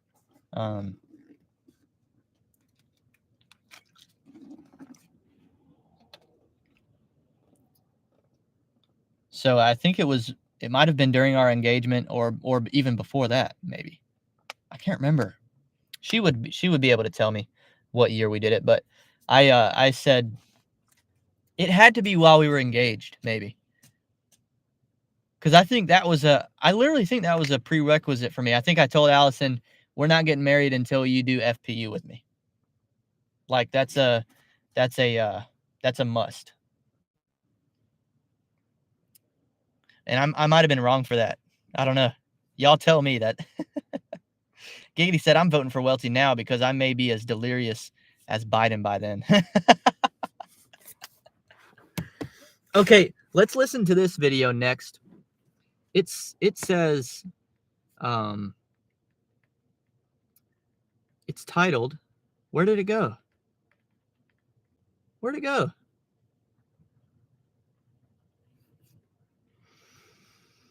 It's titled, I YOLO'd my money. Now I have no retirement. The thumbnail says 60 with 0 saved.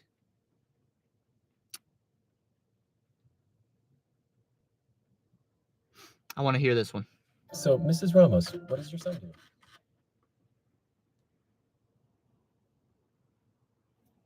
Oh no, dude.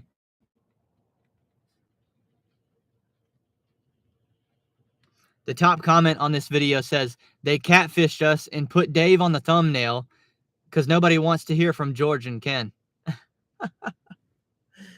Oh, that's a shame. Maybe we won't listen to this. Yeah. Sorry, y'all. Yeah, there's no Dave Ramsey in this video. Wow. That's weak sauce. Never mind. We're not going to listen to that.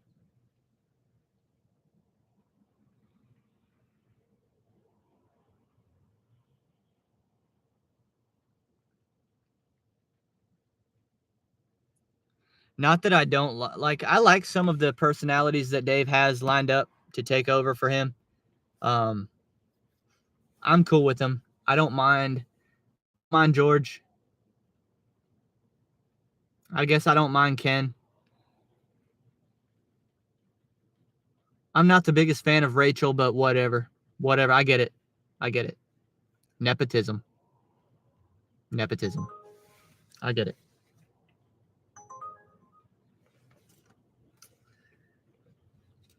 But as far as my live stream goes, Dave's just a lot more entertaining. So if we can't react to Dave Ramsey himself, then we'll just talk about something else. Tony said my least favorite is Rachel. I agree. I agree. Allison always gets mad when I talk about that. She thinks that I'm, I don't know. I don't know why that gets up Allison's craw so much. Is that a saying? To get up your craw. I don't know if that's a saying. I don't know why it gets on Allison's nerves when I do a little rant on Rachel Cruz because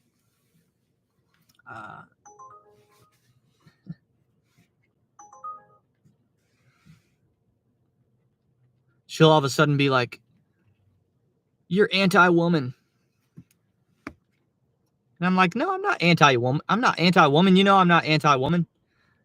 What, you think I'm all of a sudden anti-woman about this one topic? You think I'm anti-woman about this one woman? No, that's not anti-woman. But I am kind of anti-Rachel Cruz.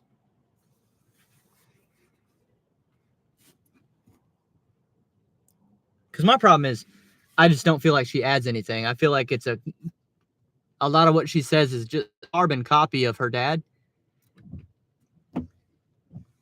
Even if you agree wholeheartedly with everything that Dave Ramsey says, you could at least phrase it a little different.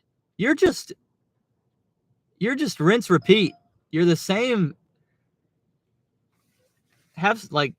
Bring something to the table. A little piece of originality would be nice from Rachel.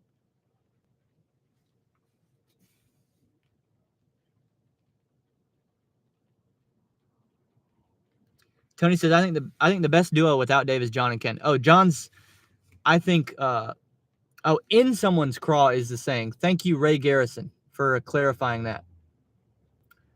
I agree. I think John Deloney is the best personality, the best Ramsey personality outside of Dave himself. By the way, Dave probably would have been another common sense presidential selection we could have made.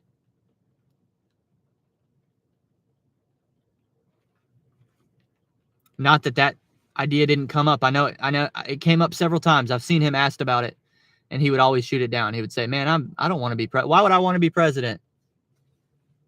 Why would I want to do that?" And I get that. I understand that.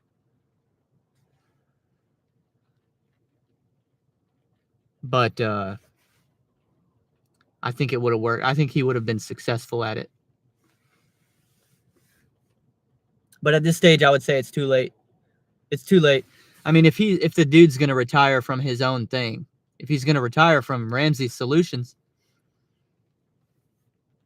then I think he's reaching the point of life where he's saying, I don't really want to do all that much. I want to give a bunch of money away and do a bunch of good things, play a bunch of golf. And what does he do? Like he plays, he's a big boat guy, right? He likes to hang out on a boat and four-wheelers. Is that his deal?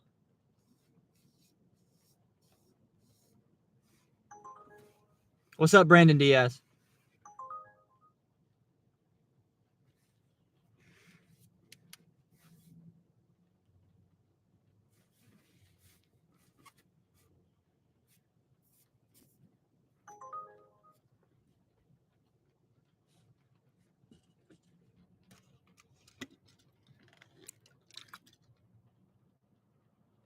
Brandon says, please refer to me as champ. Brandon was the winner of, first of all, multiple giveaways at this point.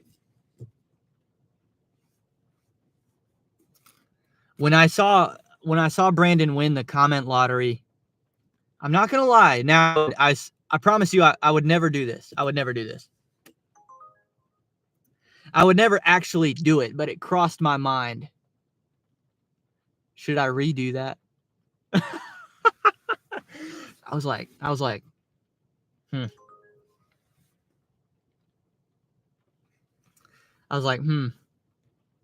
should I film this? Should I do this again? I would never do that because I want my giveaways to be legit. Because you can bring a YouTube channel down by doing a fake giveaway or a fake, man, if you lie about charity or a fake giveaway or a rigged giveaway, you will throw your entire credibility out the window for the rest of your life. So I'm not going to do that. But it crossed my mind, Brandon. I was like, because my thought process was Brandon winning this.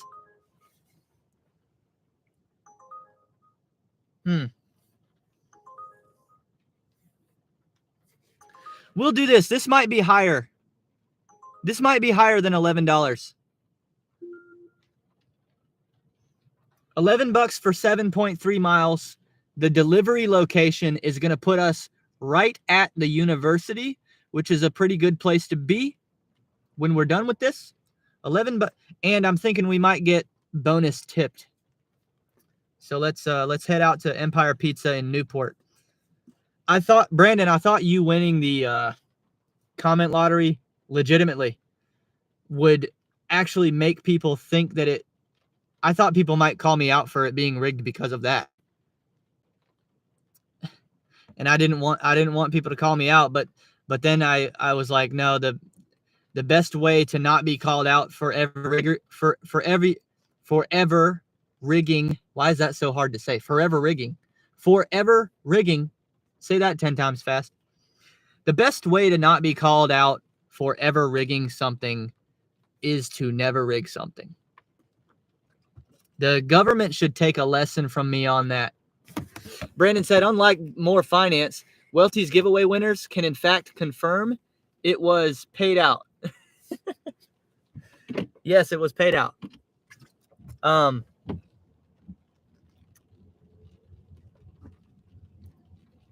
Yeah, I thought people would say, like, what are the odds of this freaking guy winning multiple times? Like, it's going to be a real problem. The problem for the people is when I do a comment lottery, hey, listen, Brandon, comment on all my stuff. Almost everything. Not quite everything, but almost everything. And so yeah, he's going to have a chance to win. He's going to have a real chance to win every time. And it's going to be a real problem if Brandon wins the next one. But I swear to God, I won't do it. If Brandon legitimately wins another comment lottery, we're going with it.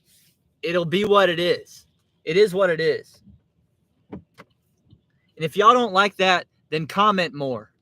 Put more comments on my videos and my shorts. How about that?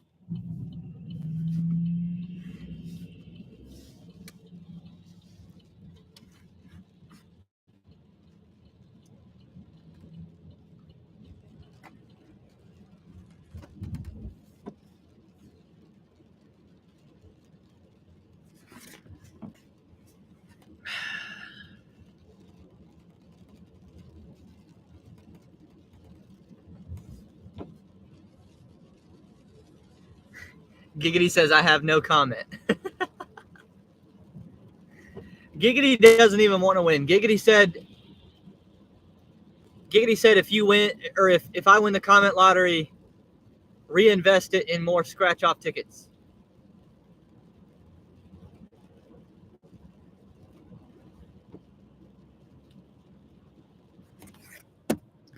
No, eventually I'm going to do a comment lottery, I think, and it's going to be one of these hate comments that wins. That's like, "Ha, you voted for Trump, you're a sheep. You're a sheep." I got some of those comments, and I can just see it now. That's going to be the comment lottery winner randomly, and I'll pay them out too, man. I'm not worried about that. I don't care. Maybe we'll win somebody over. Maybe the comment lottery will win somebody over because they'll realize, like, oh my goodness, this person has enough sacred honor to pay me out on a giveaway that they probably didn't even know about. They probably didn't even have the knowledge of the giveaway.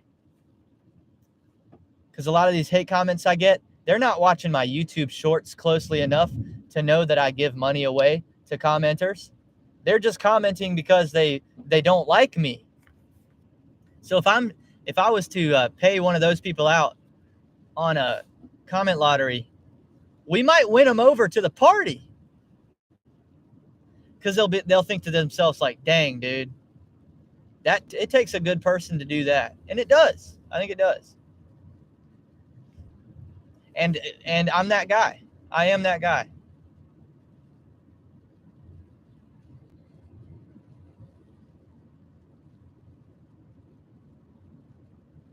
Brandon said, if comments that were off, or if comments that were of utter importance counted, the only comments that would count would be those of giggity. It would be a one-man contest.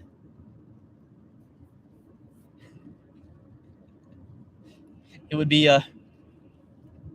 I could still make a YouTube short where I press that button and it filters through the comments, but I could somehow, I wonder if there's a way to rig that thing where you could be like, only consider comments from giggity. And so I would hit that button that starts it and it would rotate through the comments, but the profile picture would never change. It would rotate comments, but it would be giggity the whole way. And then it would choose a winner and be like, oh my God, giggity won. How did that happen? What a coincidence.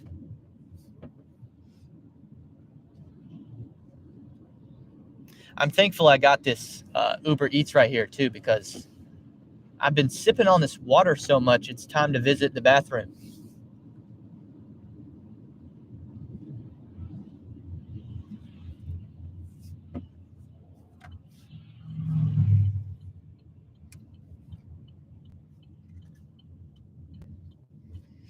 Brandon said a fake raffle.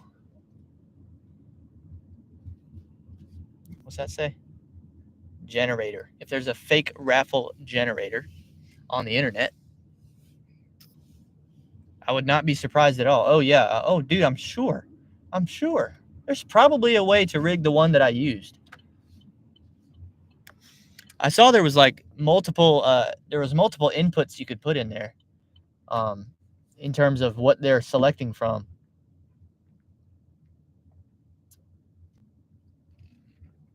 Yeah, I'm sure you could rig it, man. Or, I mean, how hard would it be to just film that video over and over until you got the result that you wanted? The other concern that I have is like somebody like Allison or,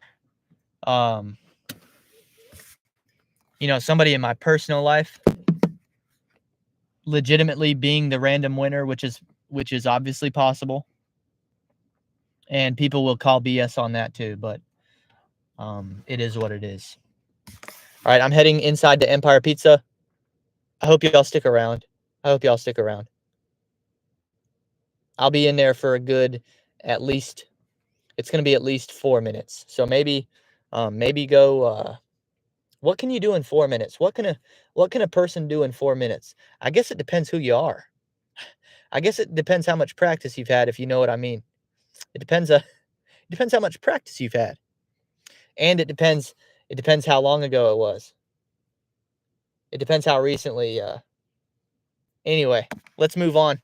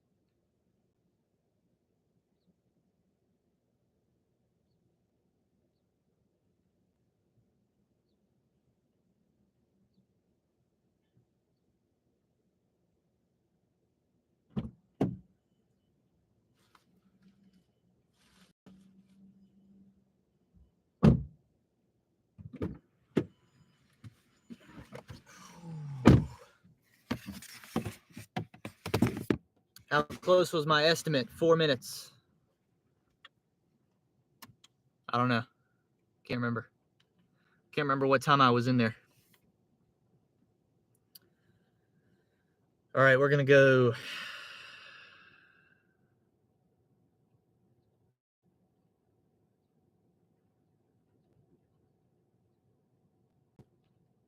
Is that right?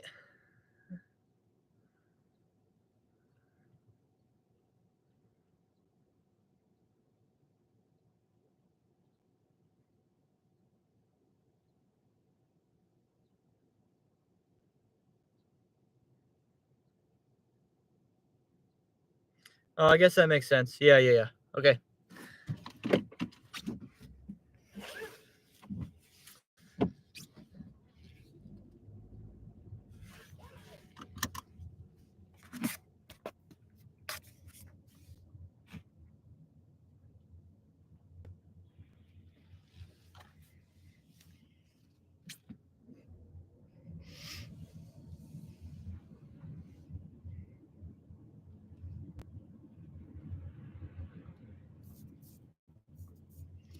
Brandon said, ever since I won the raffle, I've been getting calls from Nigeria saying I want a free cruise.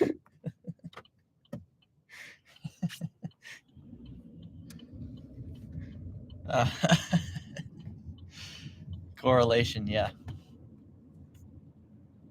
Yeah, man.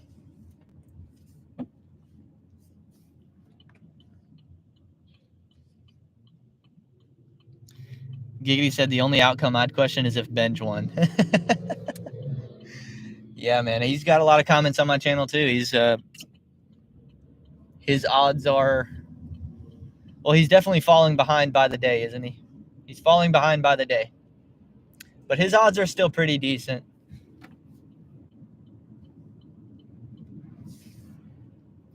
Alex said, let's see if Taco Bell can make my order in 4 minutes. Totally depends on the Taco Bell. It's either going to take, that's the funny thing about Taco Bell. It's either going to take 14 seconds or it's going to take 14 minutes. You just don't know. It's one or the other. There's not a lot of in between with fast food. That's the thing about fast food, man. People inside, they either give a crap or they don't. And you can tell immediately. And I promise you, first of all, I would never do this. I will never be in the restaurant business because it's not a great business to be in. But if I ever owned a fast food restaurant, I promise you, I'm showing up with no notice, with no unannounced, they call it. I'm showing up unannounced. And if somebody is not on their game, I'm firing them immediately. I promise you. I don't care if it's a Friday night. If the service is not good at my store, I'm shutting it down for the night. And the staff is fired on the spot, done. And the reason for that is it would only take once or twice of you doing that before you never had another problem again. Huh. I promise you. If you eliminated entire staffs unannounced, the word would get around and they would be so fearful of you showing up at any moment and them not being on their game, it would never happen again. You would never ever have another customer disrespected or dissatisfied.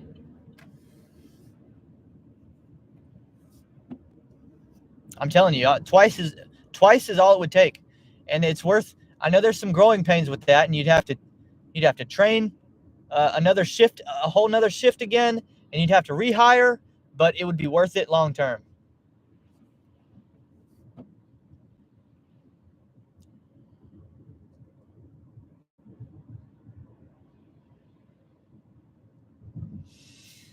I think we may have made it to the point in the afternoon where the rain is coming to a halt. there's still a little bit of rain, but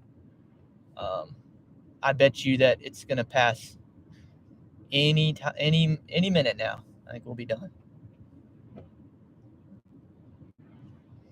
I'll give y'all the street view for the rest of the drive. So, I mean, y'all have been watching me. We're over 2 hours into the live stream now, and it's been my face the whole time pretty much. So I'll give y'all a break.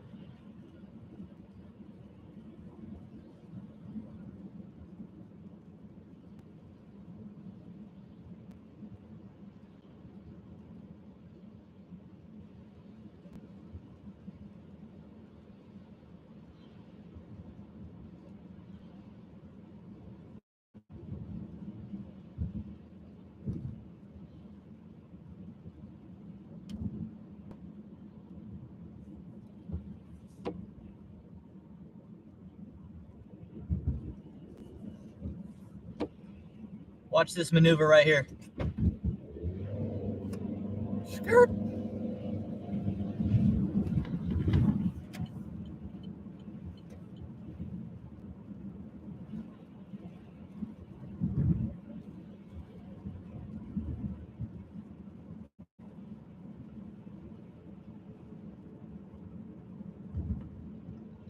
That's why they call me the fastest dasher alive, baby. FDA. I need FDA in the chat. Woo!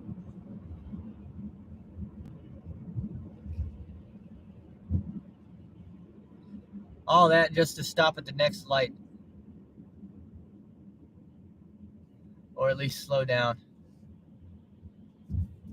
Come on, Comporium.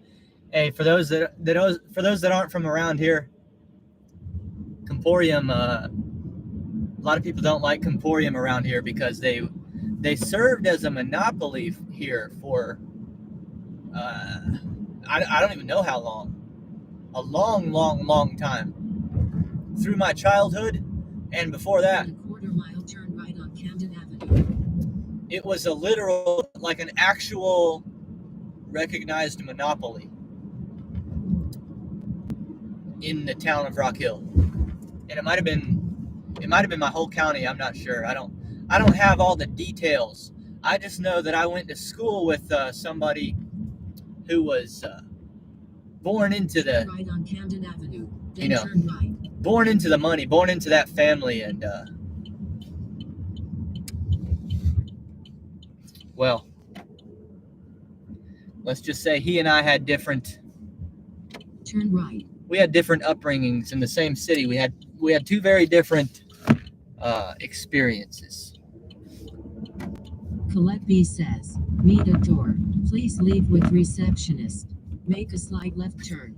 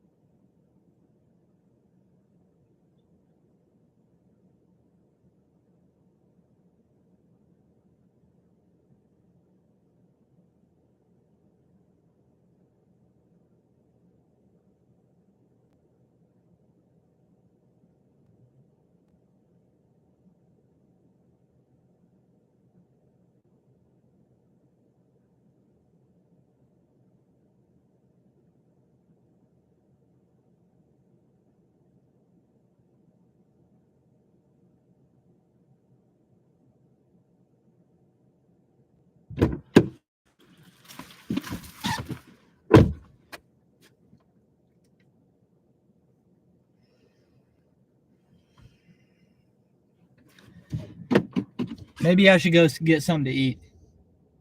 Starting to get hungry.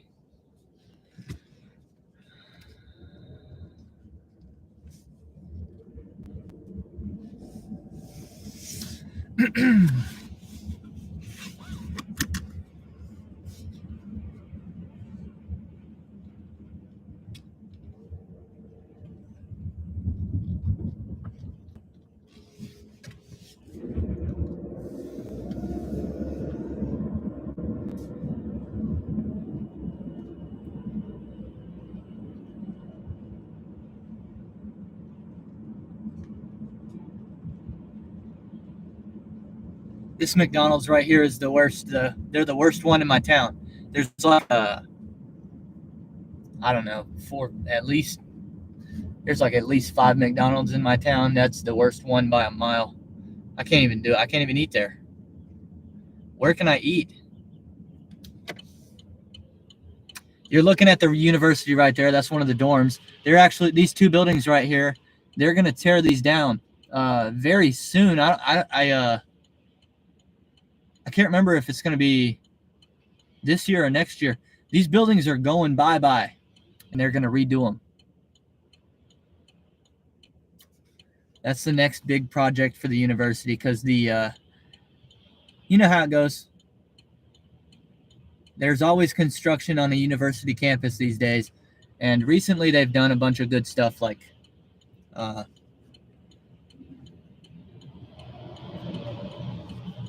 they've done a lot of good stuff with like athletic facilities and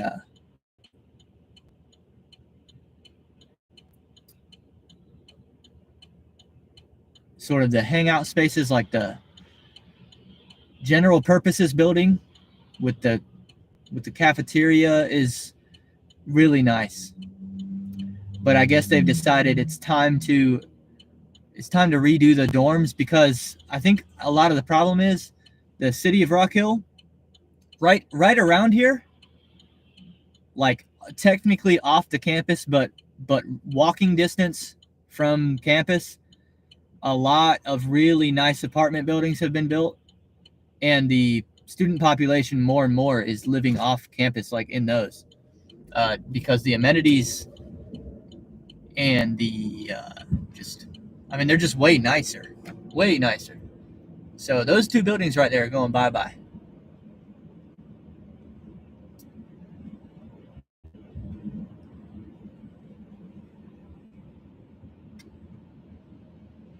Like, look at this here up on the right side of this intersection, the Perch. If you can read that, the Perch.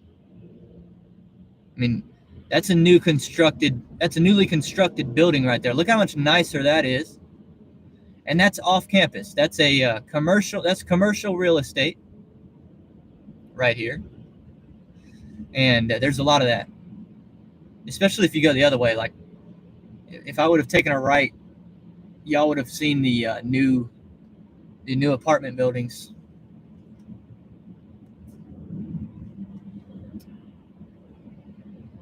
I don't even know where I'm going. Technically, I'm driving towards my house right now. I'm not really trying to do that. I'm trying to drive closer to food. I just want something to eat. Arby's? Should we do Arby's or Chick-fil-A?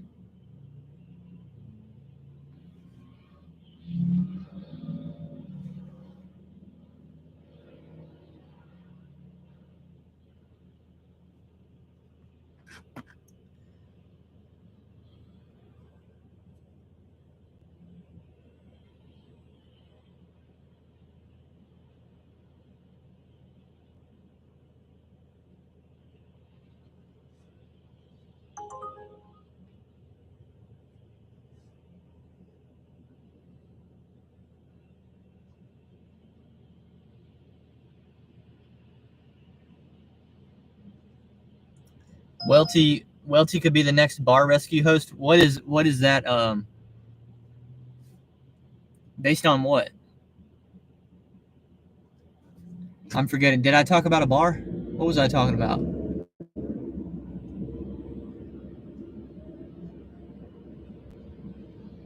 Oh, I was talking about I was talking about owning a fast food restaurant. Yeah.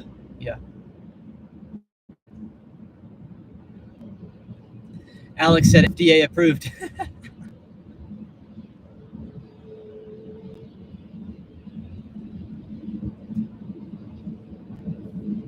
Yeah, I saw Hannibal had a bunch of viewers in his live stream. That's good. That's good for him. Good for him. Get the meat curtain combo at Arby's.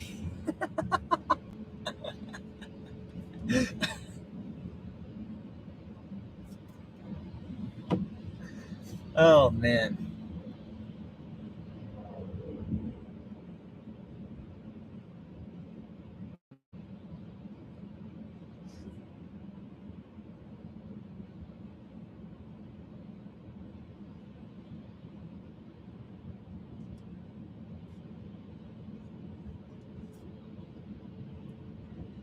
Yeah, I guess at this point we're just going to drive all the way back to my normal hotspot.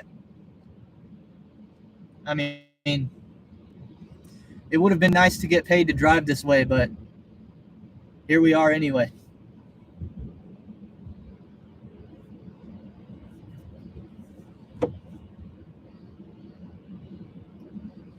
Maybe we'll get hidden tipped on Uber, and that will serve as the extra payment for this mileage right here.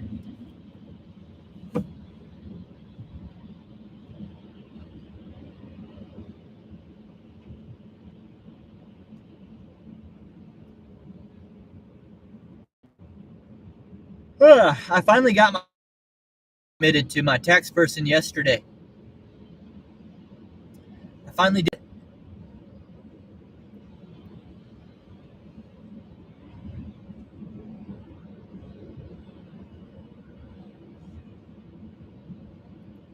I felt so badass, dude. I felt so badass submitting. Oh, we're going through that light. There we go. Because I submitted a Google AdSense document as part of my earnings for the first time ever.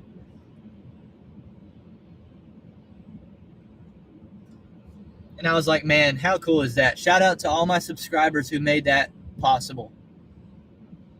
Crazy. I can't believe I'm making a little bit of cash just running my mouth on YouTube. Unbelievable.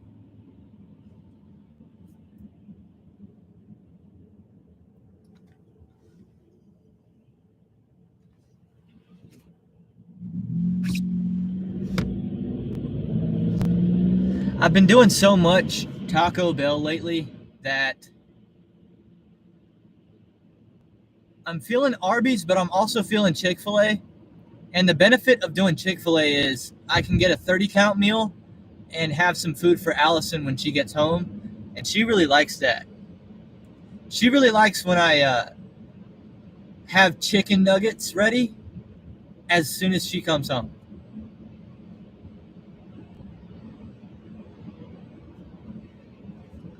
So I think we're going to try to do that.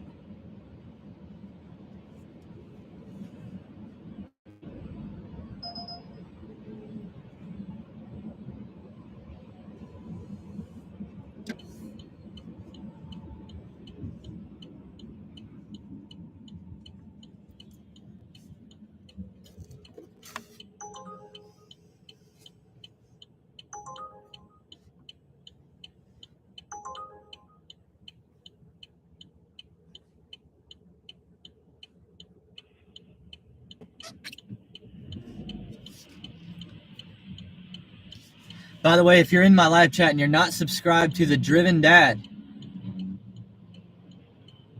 hit him up. Buddy is like, I don't know, he must be really, really, really close to 2,000 subscribers. He's at 1.99 subscribers, 1,000 subscribers. Oh, I got an order here. $6 Chipotle, 1.5 miles.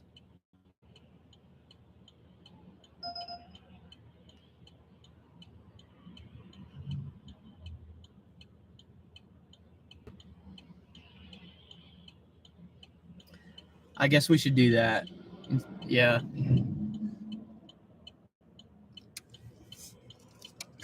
Might hit a little Yui.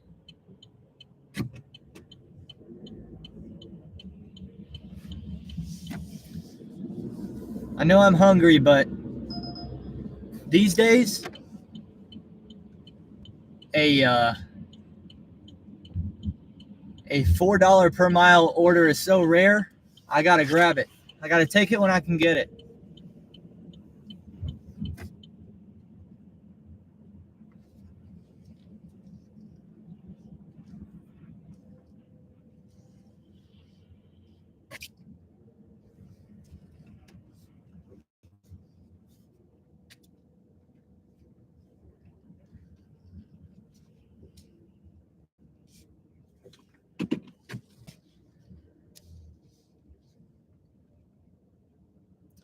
Good old Chipotle.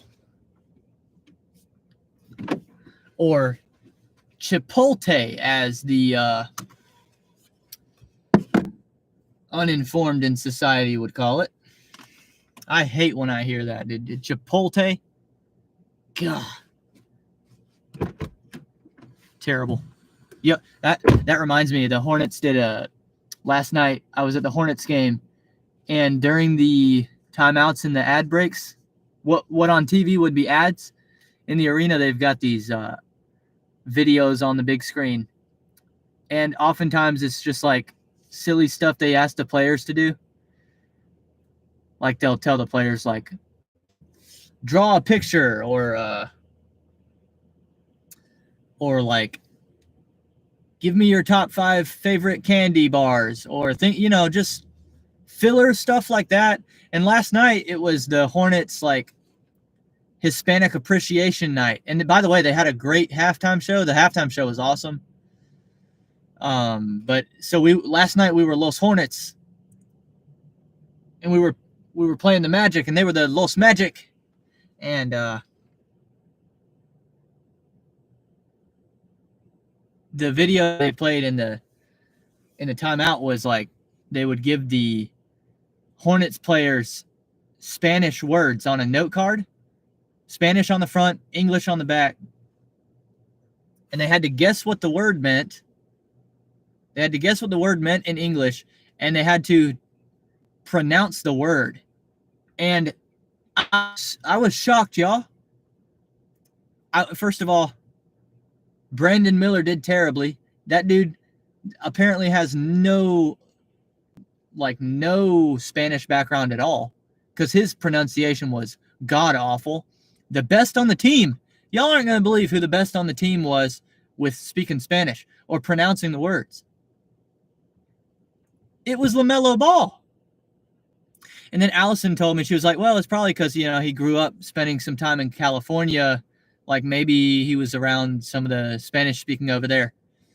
And I was like, maybe. Or maybe he just like paid attention in class a little bit. His pronunciation was pretty good. He had no idea what the words meant, but his pronunciation was pretty good. And I bet you if you asked LaMelo Ball how to pronounce Chipotle, I bet you he wouldn't say Chipotle.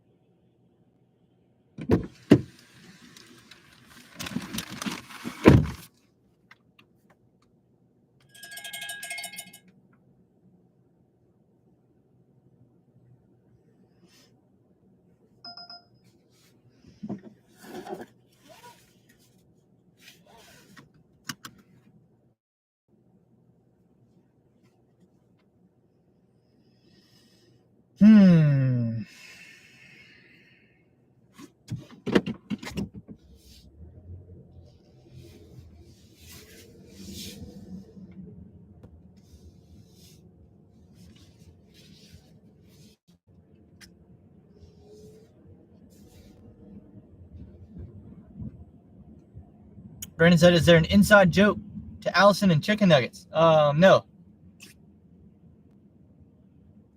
No, she just likes having the food.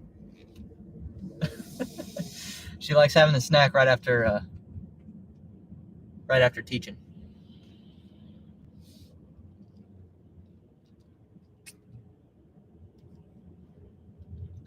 Giggity says, I'd sub, but I hear he rigs his giveaways. That's funny because you can't speak in the live chat unless you're subbed, so.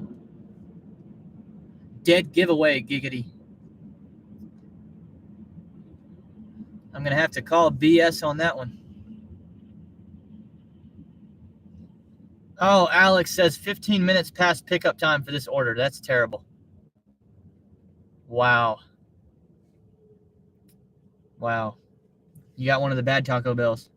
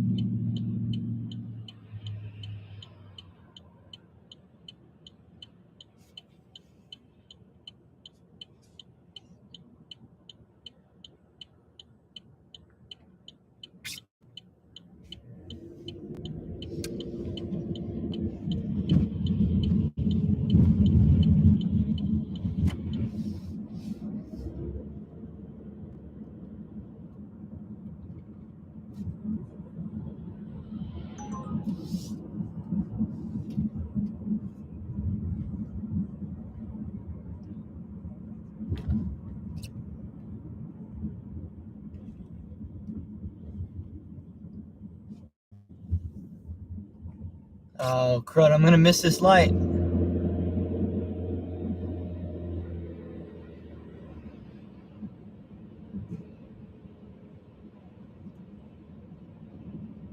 Darn it, dude. Darn it. You know what? Let's just go this way. Hopefully this light right here won't take as long. Oh yeah, good move. Good move. Let's go, baby.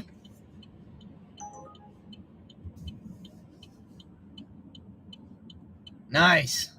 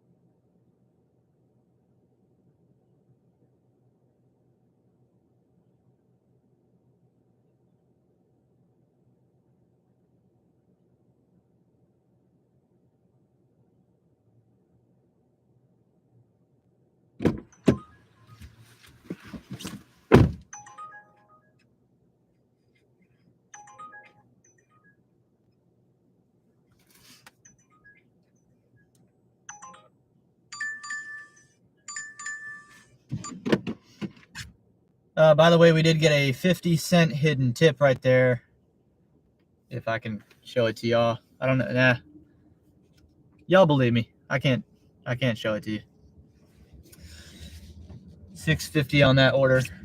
Oh, that misses our change up, doesn't it? We don't have 45 cents anymore. We got 95 cents. Let's see when the Uber tip's gonna come in. Not yet.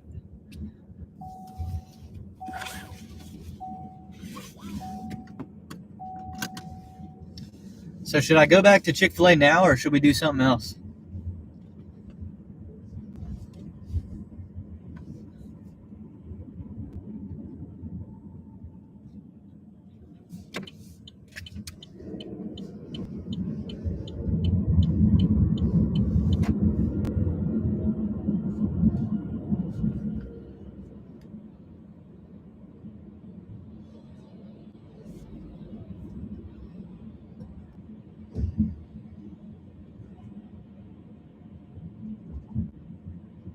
What's up, Dashing Across America? Thanks for commenting. Dude, get out of the way, bro. Dang, it's a green light.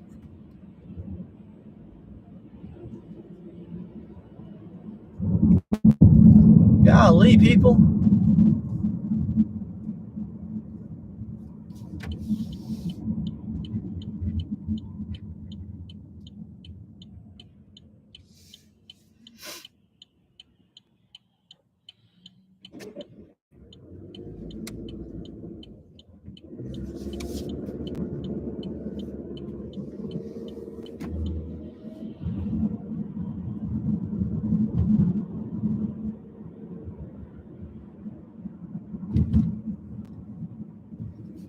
Thankfully, the rain has stopped.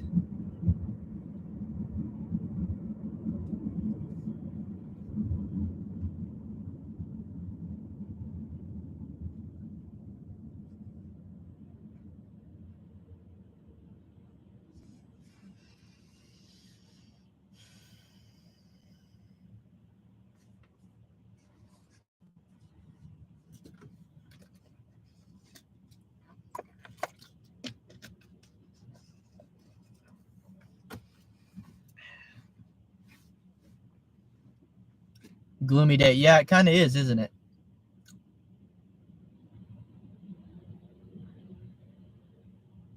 Most days here aren't like this.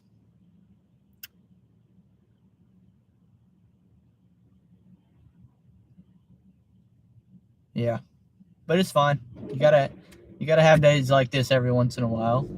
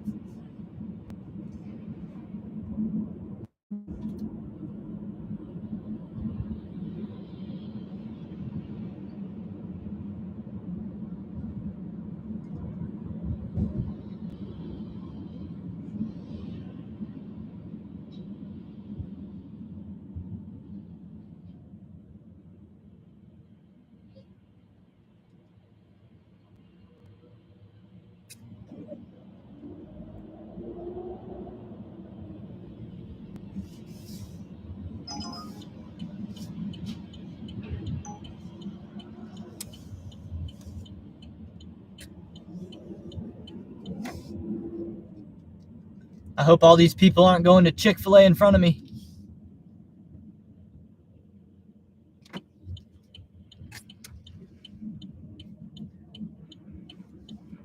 Yep, every single freaking one of them is. You gotta be shitting me. All right, sorry, Allison, we're not doing Chick-fil-A. That's no way. Nah, dude.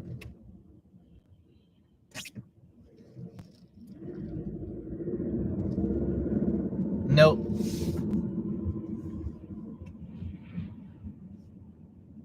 Where's Wendy's at?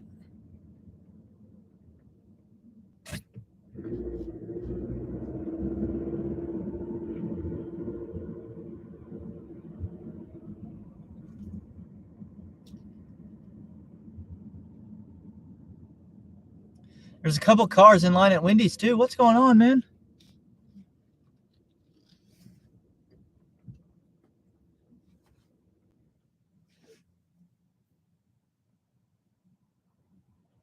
What are we doing? Why do y'all think I always go to Taco Bell?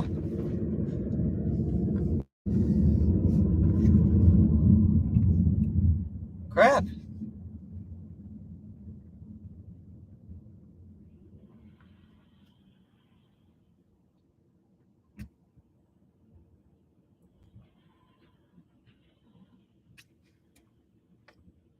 I'm just not feeling Taco Bell today.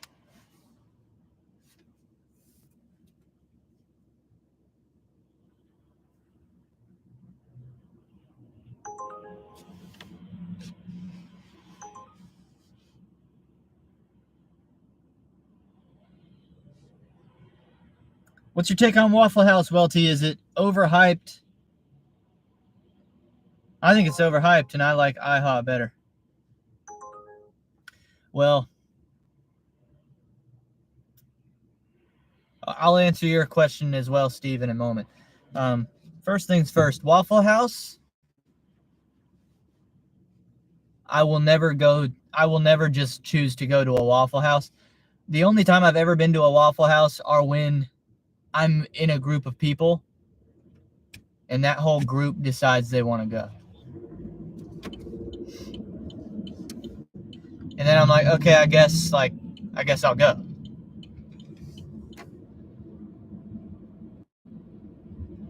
I love IHOP as well. Or I don't love it. I'm not a big breakfast food guy. So let me retract that statement. But if I was to choose one every time, definitely IHOP, no doubt. Even over like local mom and pop type stuff, nah, I'm not really interested. I'd rather go to an IHOP. I know what I get there. I get their little, what do they call it? Quick two-egg breakfast. Quick two-egg breakfast. Something like that. I used to get I think they called it the New York French toast. I used to get that when I was a kid. But now I'm a little older, and that sugar, man, it's starting to impact me. And I can feel it. So I started doing the quick two-egg breakfast instead.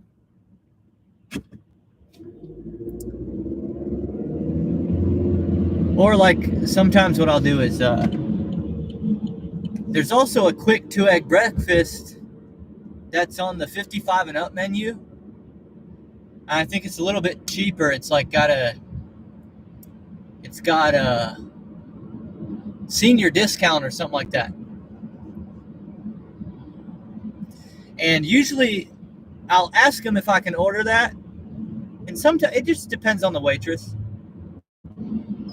Sometimes she's like, sure, whatever. Other times they're like, no, you're not, you can't do that. It doesn't hurt to ask though. I think it's like the same exact breakfast. I think what they offer is the same exact meal.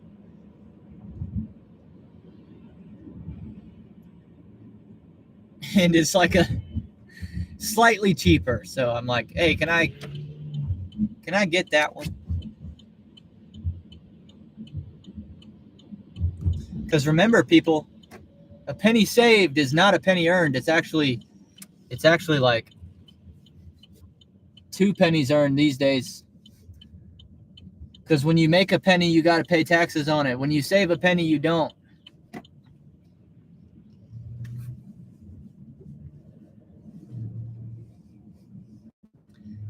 We're doing steak and shakes since they're never, see, last night as well, I tried to order steak and shake. I don't know what it is about right after Hornets games. I come down the interstate and I get this craving for steak and shake on the way home. But they always close like minutes before I...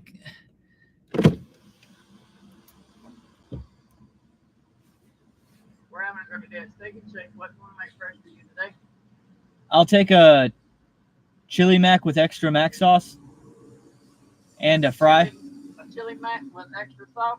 Yes, please. And a medium fry.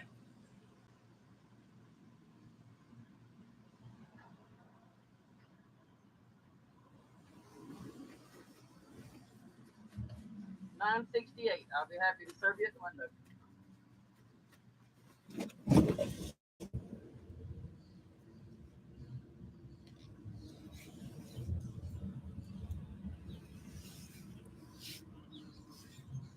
There's just no way that it should be that expensive, man.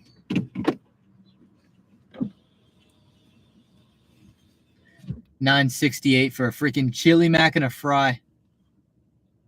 How stupid is that?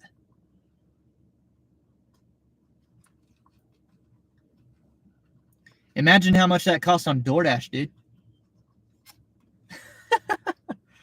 It's probably $40.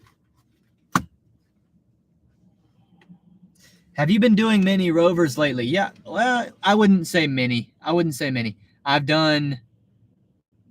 did one last weekend. Right? Is that right? Yeah, I guess so. This past weekend. But it technically wasn't a rover. It was a repeat client that I handle business with them off the app these days.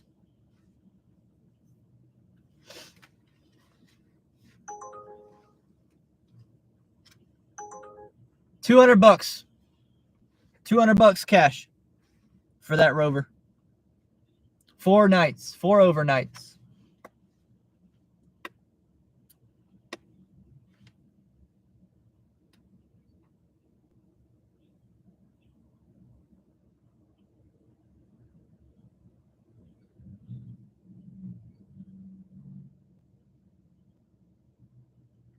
No nuggies for Allison today.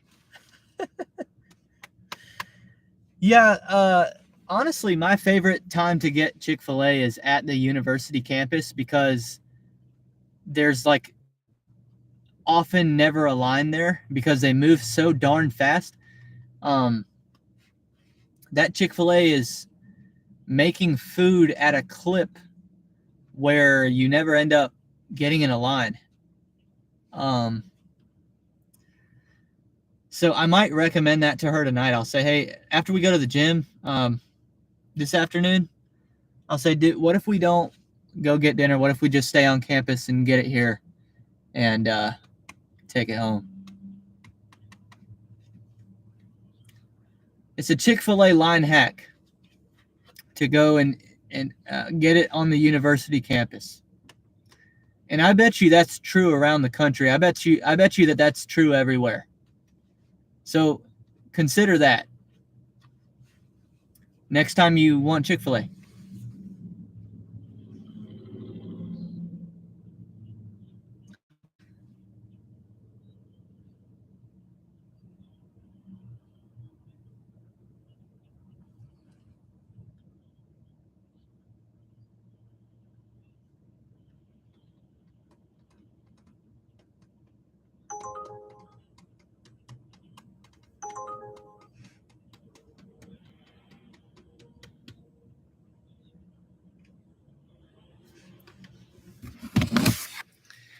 I should at least update my earnings to the current DoorDash. I know our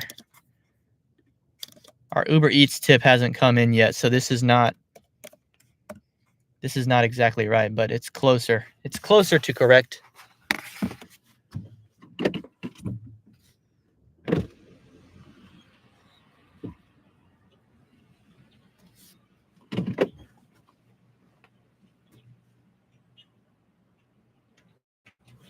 Hello, 968. Thank you. Mm-hmm.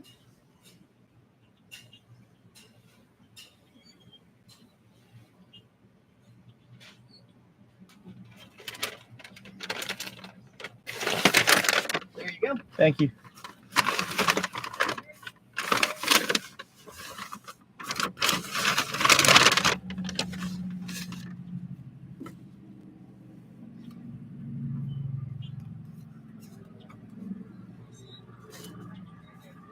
I'll be right with you. Can't give you nothing to eat with. Appreciate that. And do y'all have? There you go. Hey, thank you. Uh-huh. That's what I was gonna ask for. All right right, there. have a Thank great day. You need more than that? I'll take it. Yeah, I'll take it. Thank There you. you go. Thank you. Have a great day. Sorry about that. Go ahead with your order. Parmesan cheese, baby.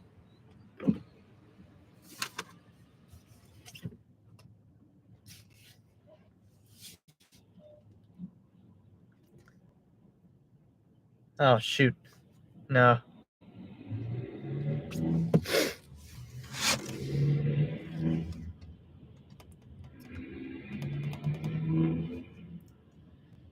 That's another thing I do to save money. I get all my sauces. I don't buy like bottles of ketchup. I get all my sauces from like just asking for extras. Parmesan cheese, that's another one you can do. Salt and pepper, you can get it at Wendy's. You can get packets of salt and pepper at Wendy's. Sour cream, you can get free sour cream at Wendy's as well. Order like one little potato one day and ask for like 7 sour creams. Give them to you. They will give them to you. You don't have to pay for sour cream. What else?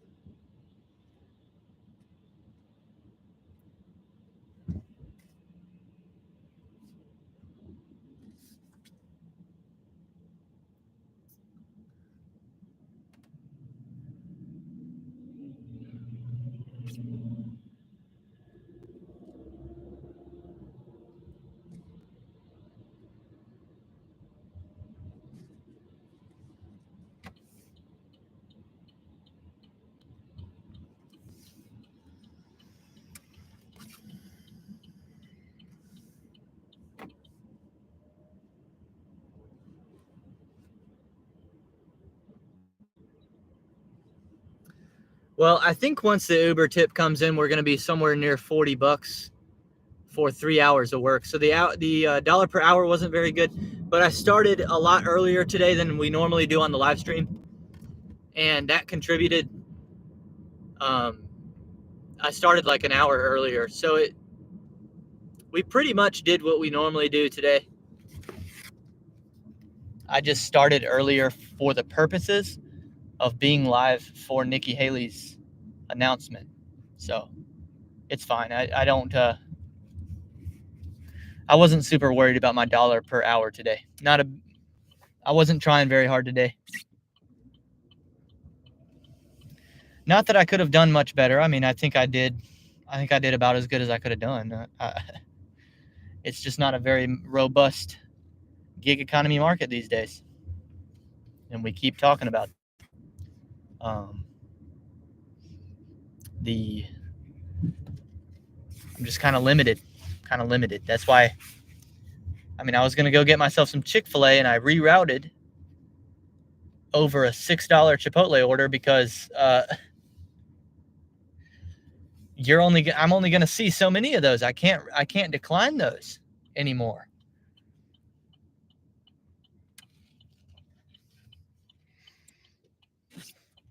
It's crazy.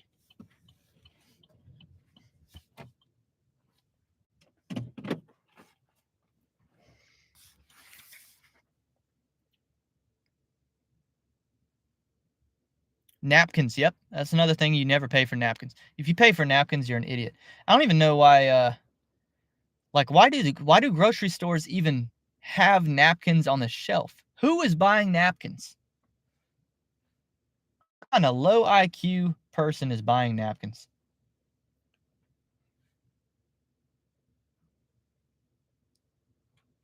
Brendan says, are you still having doubts about the future of gig work? Oh yeah, for sure. I don't know. The future, maybe not. I actually still believe in the future of gig work. I just think like right now, am I maximizing my earning potential right now by doing gig work for my income? No, there's no way. Which, you know, so I'm having to face that because there was at one time, I quit the HVAC job and made equal money. I'll call it equal money. I made equal money delivering on food delivery apps than I did being install helper. That's no longer true. I'm making less money now. And now I'm making money in more ways than I used to, which helps offset that for sure.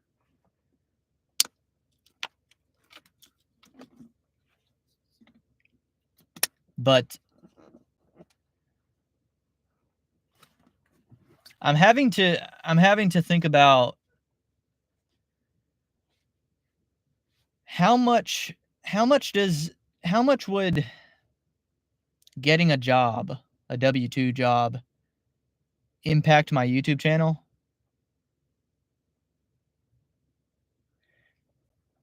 And if the answer is not very much or not at all, then it's probably time for me to start considering. It might be. The only thing that would help me, the only thing that would remove this consideration that I'm making right now in the first half of 2024 would be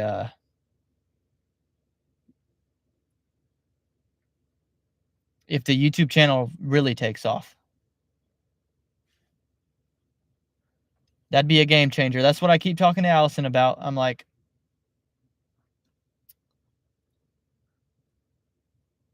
I just got to keep my foot on the gas with YouTube. I really believe in myself. I believe in what I'm doing. And the potential is just so high here, man. The potential is just so high. So, is gambling a source of income? Yeah. Oh, yeah. Oh, yeah. When we do our budget, that's absolutely like we both, Allison and I, bring an income to the table. and mine is influenced by if I won or lost. Yes. Yep.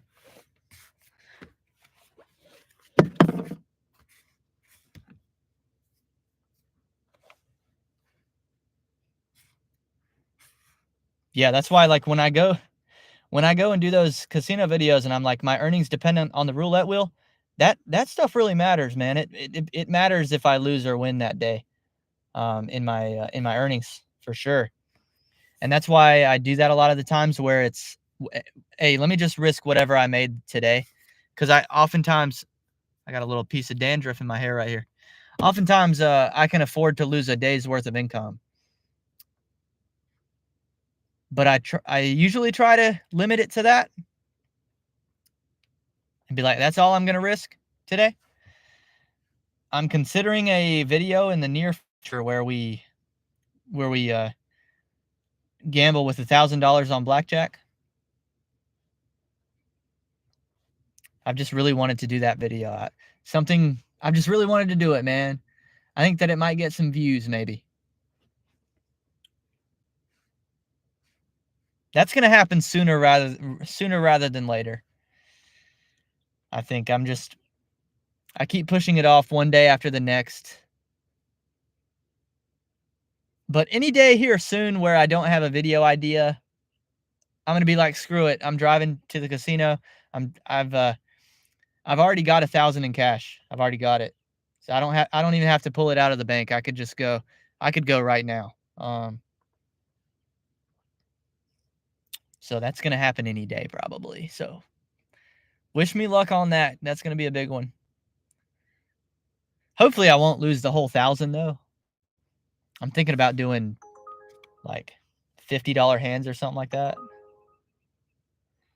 So it would require losing like 20 consecutive $50 hands or like 10 straight double downs or something like that to lose all of it. I'm not saying I won't lose, but it'd be pretty tough to lose all of it. I hope that doesn't happen. Alex says I'm likely going to pick up part-time W-2 here soon. Yeah, part-time's possible for me too. It is what it is. But the more and more I thought about it, especially as I've been going live less often, because a lot of my argument was like, oh, I need to keep doing gig work because that's how I can justify going live. Well, I've been going live less, and so it makes the medium at which I'm earning my money during the day a little bit less meaningful.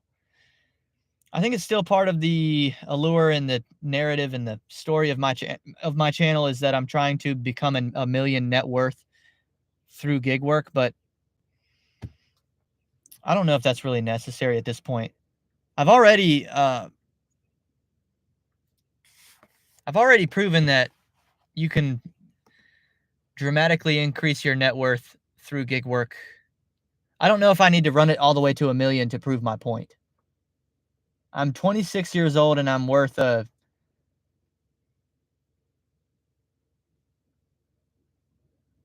300. We might be getting close to 300 now. And I didn't earn all that through gig work, but my net worth, my net worth before I started gig work was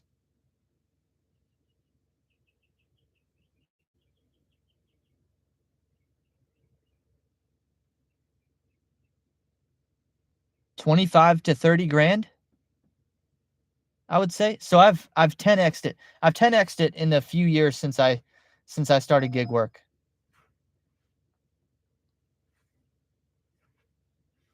And a lot of that is property value. A lot of that is just being a homeowner. By the way, cheat code. Hey, listen, whatever you got to do to buy a house, I would recommend going and doing it. Brandon said there was a dealer at the Hold'em table last week talking about him being up 300K just to lose it. Dang. Look up Mission Side Hustle on YouTube. I started watching him when he was under 1,000 subs. I'll do that. I've sat here for a few minutes hoping to get one more order, but I don't think we're going to get it. My food's getting cold. I'm inside and eat, and I'm going to look that up right now, Brandon. Mission Side Hustle. I'm going to go do that and watch that. I'm going to go put it on my TV and watch that as I eat this steak and shake right here. I hope y'all have a good day. Thanks for hanging out with me. Once again, the gig economy crowd here. Oh, we never figured out what my Uber tip was going to be. How long do we need to wait for that? A few more minutes?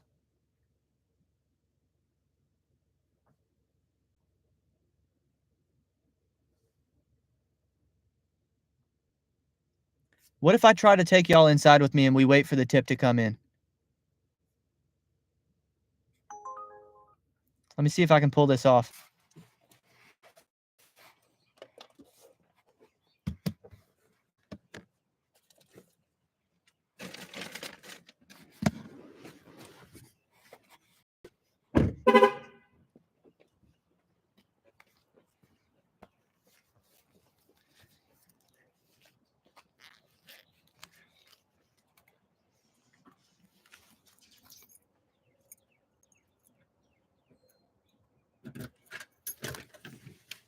Hello.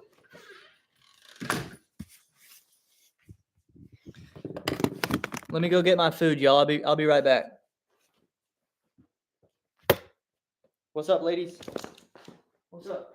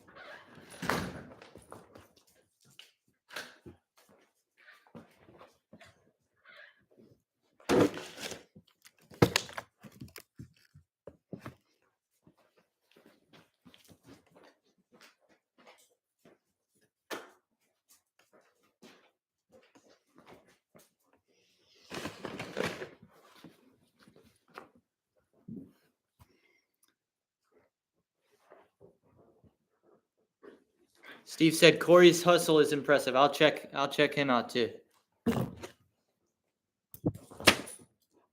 The dogs talked when were they barking?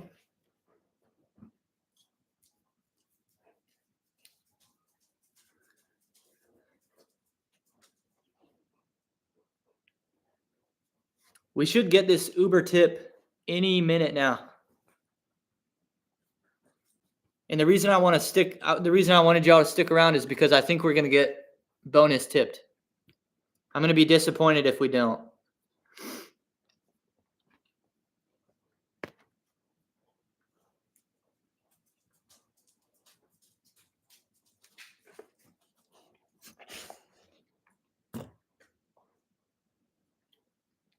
Oh, Corey is Mission Side Hustle. Okay. I'll look. Let me go ahead and pull that up right now. Changes will be effective immediately. Lawmakers in South Carolina appear close to approving a bill that would allow legal.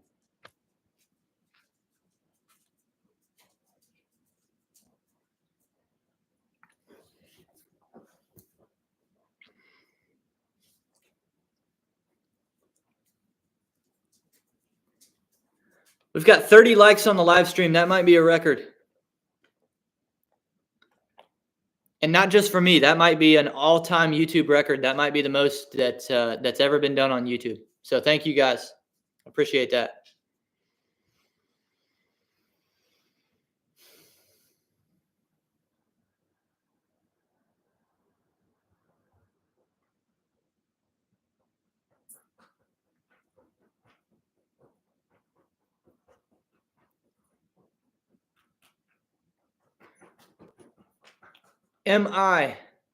MISS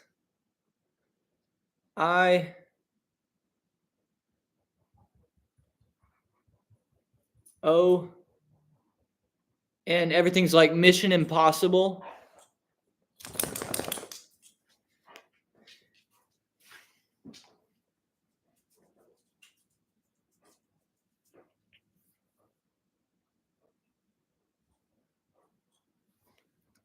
Mission Side Hustle. SIDE. There it is. Oh, buddy has 88,000 subscribers.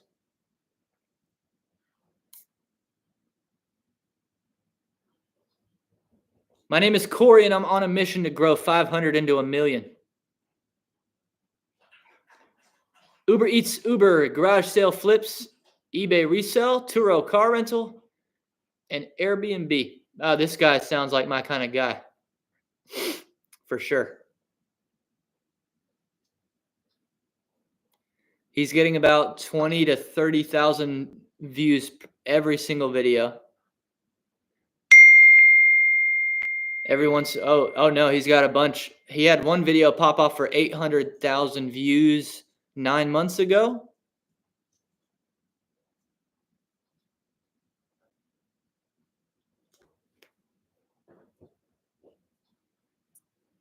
Another with 600,000 views. So, 244. So this dude's doing pretty good, huh? Hey, quit. So has he made it to his million yet?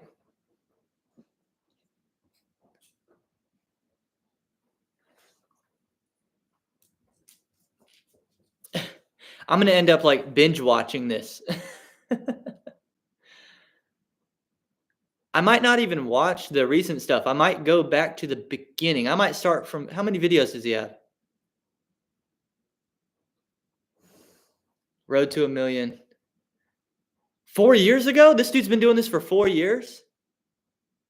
Oh crap. I don't know if I can watch all that. Good for him. This is a channel I'm going to like. Thank you for the recommendation. How do I not know about that? He's at 120K? In 4 years with 88,000 YouTube subscribers. Is he counting YouTube money? Maybe he's not counting YouTube money.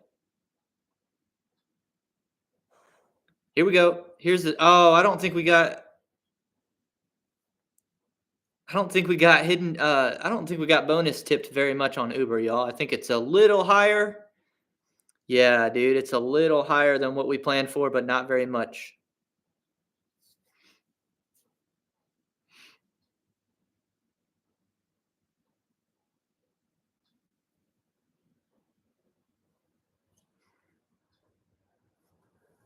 $0.52 higher than what we thought.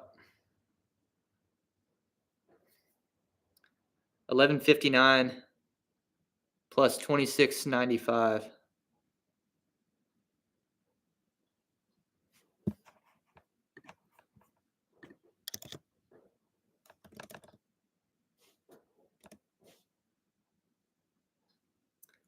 All right, we made $38.54 while we were out today.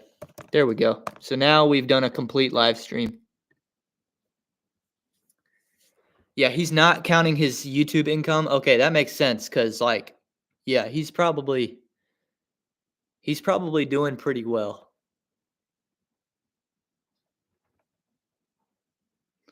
I mean, still probably not at 1 million, but like, he's definitely off to a good start. That's for sure.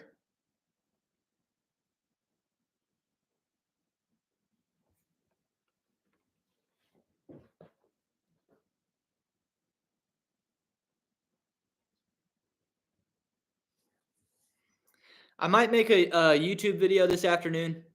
I've got something I want to talk about.